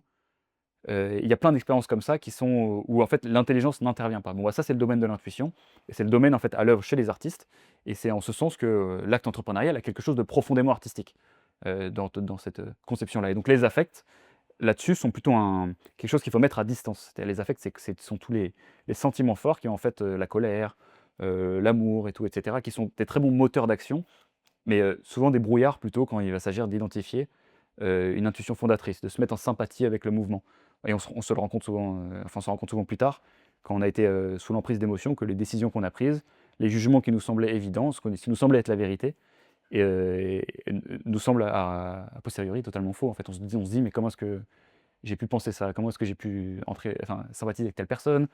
Comment est-ce que j'ai pu faire tel truc quand j'étais bourré?» Ça, ce sont des choses qui étaient, qui sont en fait le fruit d'affects, très forts, qui sont provoqués donc en l'occurrence par l'alcool pour ce dernier exemple, ou par, l'amour, la passion pour le premier. Voilà, donc l'intuition demande un espace intérieur dégagé, une disponibilité et c'est ça qui permet d'entrer en sympathie avec l'élan vital. Parce que voilà, je vous disais les affects sont des moteurs d'action, j'en ai déjà parlé et après je parle un petit peu de Nietzsche qui, qui disait dans Maxime et Flèche: «Toutes les pensées vraiment grandes sont conçues en marchant». Je sais pas si vous avez déjà eu vos meilleures idées, sous la douche ou, en marchant.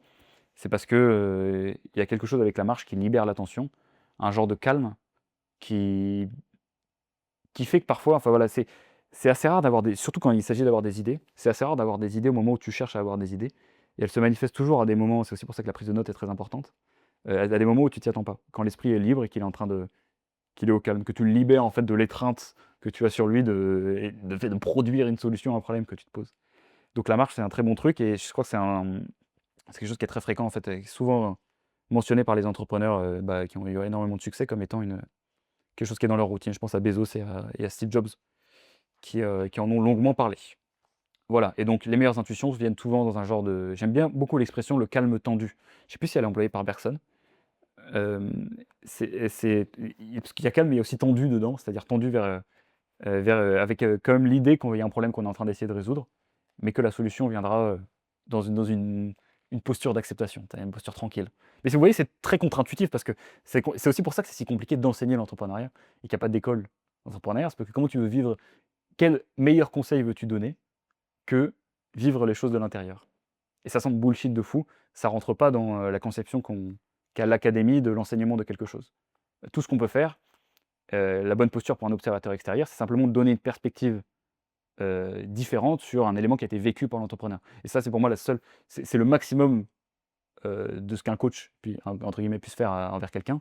Je pense que c'est avoir cette posture d'observateur extérieur que tu ne peux pas avoir quand tu es dans le mouvement. Vous voyez, c'est la même conception, je le prends souvent cet exemple, mais entre regarder devant et regarder dans son angle mort quand vous êtes au volant, hein, dans le rétroviseur. Tu peux pas regarder aux 2 endroits au même moment. Donc en fait, tu as souvent besoin, c'est pour ça que l'association aussi est si importante, de quelqu'un qui regarde à l'endroit où tu ne regardes pas. Donc c'est bien d'être à l'intérieur, c'est bien d'avoir quelqu'un à l'extérieur et de faire les positions inverses régulièrement.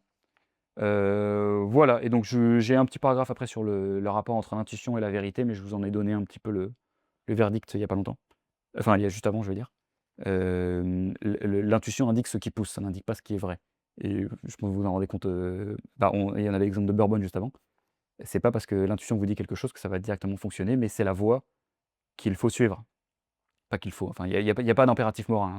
C'est pas du tout une notion présente, chez Bergson, bien que son bouquin s'appelle, le dernier s'appelle «Les 2 sources de la morale et de la religion». C'est plus une étude généalogique qu'une invitation, enfin qu'une injonction à être d'une certaine manière. Voilà. Voilà, donc ça l'intuition, ça indique ce qui pousse. À vous de choisir de l'écouter ou pas. Voilà et donc c'est pour ça que je vous disais que la création d'une entreprise possède une dimension artistique profonde et ça nous amène à une idée qui est très, très, très, très importante. C'est qu'on a souvent tendance à dire que l'acte entrepreneurial, ce serait comme un acte de gestion d'entreprise mais miniature. Et ça n'est pas du tout le cas et en fait le concept qu'avance Bergson entre la différence de degré et la différence de nature est très important pour comprendre ça.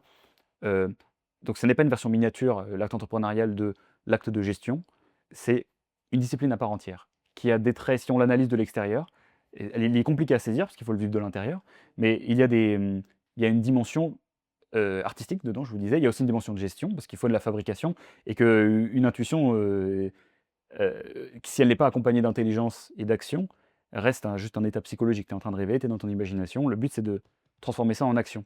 Et ça donne lieu d'ailleurs à plein. Je vous ferai une vidéo après sur le pragmatisme, qui est un courant philosophique. C'est vraiment une école d'idées qui consiste à dire que la question de la vérité n'est pas importante. Ce qui est important pour comparer des idées ensemble, c'est de comparer la différence qu'elles provoquent dans l'action.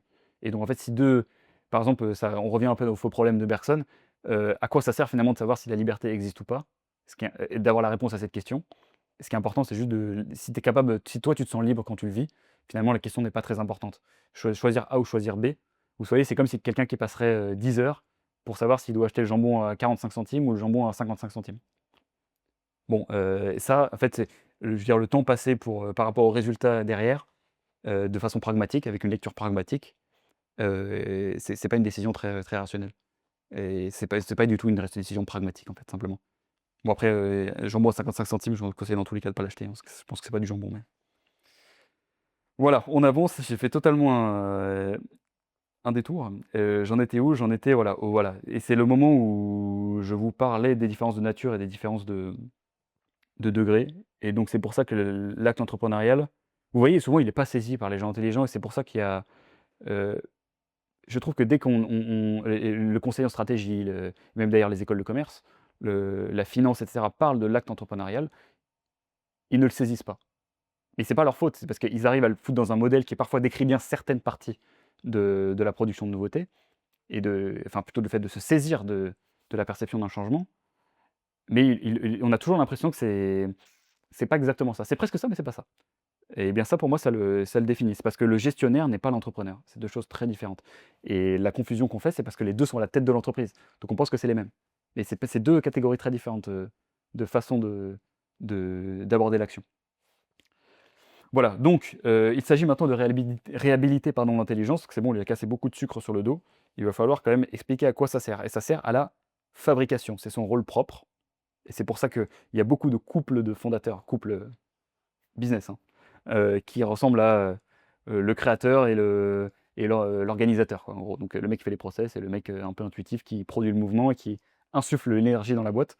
Ça, c'est une composante très récurrente, enfin un pattern, qui se réplique beaucoup. Et c'est parce qu'en fait, on a besoin des 2. Et donc Bergson, en fait, ce qui est très important, c'est qu'il méprise jamais l'intelligence. Il lui refuse juste une fonction qui n'est pas la sienne, c'est celle de créer. Les Parce que là où l'intuition saisit un tout avant les parties, l'intelligence, ça fait l'inverse, ça isole les parties dans le but de produire derrière. Donc fabriquer, en fait, c'est organiser ce qui existe déjà. C'est extrêmement important parce qu'on ne fait pas voler les avions avec l'intuition et je ne monterai jamais dans l'avion de quelqu'un qui l'a construit parce qu'il a eu une intuition sur comment est-ce que les avions devaient voler. Il y a des règles dans dans la de physique quoi, du vivant qui sont indépassables et quand il s'agit de construire, c'est là où l'intelligence devient tout de suite très utile. Et vous le voyez dans les couples de fondateurs, je pense à, Steve Jobs et Steve Wozniak, qui sont un superbe tandem de créateurs et de fabricants, qui en fait, qui illustre parfaitement ça quoi. C'est qu'il faut si l'intuition veut dépasser le cadre, de la pensée, psychologique et c'est pour ça que ce qui est très dangereux, c'est les gens qui savent faire les 2. Heu, mais c'est assez rare. Souvent, ils ont plutôt une composante qui est plus développée que l'autre. Et d'ailleurs, ça serait une fausse question qu'essayer de vous poser la question, peut-être si vous êtes en train de regarder cette vidéo, de ce que vous êtes le créateur ou le fabricant. Ça, c'est un faux problème. Quand tu es dans l'action, en fait, tu as pas le temps de te poser ces questions. C'est un problème que tu prends la photo, tu te regardes de l'extérieur, c'est pointless, sans intérêt. Désolé pour l'anglicisme. Voilà. Et donc, l'acte entrepreneurial, il repose sur cette vision et c'est-à-dire que c'est la conjonction du créateur et de la fabrication et c'est là où Nietzsche est encore une fois très utile. Je vous avais parlé déjà du dionysiaque et de l'apollinien, qui sont les 2 forces, à l'origine de la tragédie grecque. Qui sont, donc l'apollinien, c'est la force qui organise, c'est l'ordre et le dionysiaque, c'est la folie. C'est incarné par les dionysiques, qui étaient des fêtes dans lesquelles, voilà, les gens s'adonnaient à toutes sortes d'excès, mais qui étaient voilà le chaos, qui était cette force qu'il ne faut pas nier et qui, selon Nietzsche, en fait, est à l'origine de l'art. Je crois que la citation exacte qui dit c'est: «Il faut porter en soi un chaos pour mettre au monde une étoile dansante». Il me semble que c'est ça. Je crois que je ne l'ai pas dénaturé et donc toute la tragédie grecque, en fait, c'est la synthèse de ces 2 choses-là. C'est ce qui s'appelle la catharsis, donc la purification simplement. Donc au lieu de faire n'importe quoi et de tuer 40 personnes dans ta vie, bah, tu vas regarder une tragédie qui met en scène un massacre et du coup tu vas pas le mettre en œuvre, dans la pratique. Voilà, donc c'est bon, ça c'est un petit détour par la tragédie grecque, mais tout ça pour dire qu'il y a un petit peu de dionysiaque dans l'acte entrepreneurial et principalement chez le créateur. Et sans ce chaos initial, en fait, il y a pas de création. C'est ce débordement, 1er qui est à l'origine de toutes les grandes tous les grands empires, quoi. Et donc c'est pour ça que c'est très important de l'accepter. C'est aussi, en fait, si tu cherches à le faire disparaître, tu fais disparaître la création en même temps. Le dionysiaque, c'est la force qui brise les cadres avant que l'œuvre ne les réinstalle. Putain, j'ai bien écrit cette phrase, je suis content de celle-là. C'était ma seconde préférée. Donc c'est une fermentation émotionnelle qui précède la forme. Un peu moins bien ça. Voilà, donc on retrouve aussi quelques traits du coup biographiques de certains visionnaires, vous savez, qui ont toujours un rapport complexe à la normalité, qui sont un peu excentriques. Ils sont tous un peu bizarres en fait et plus la boîte est grosse, plus le mec est un peu starbé et c'est parce ils ont tous un c'est pas parce qu'ils cherchent à l'être. Souvent on a l'impression que c'est comme un rôle qu'ils endossent, un genre de costume.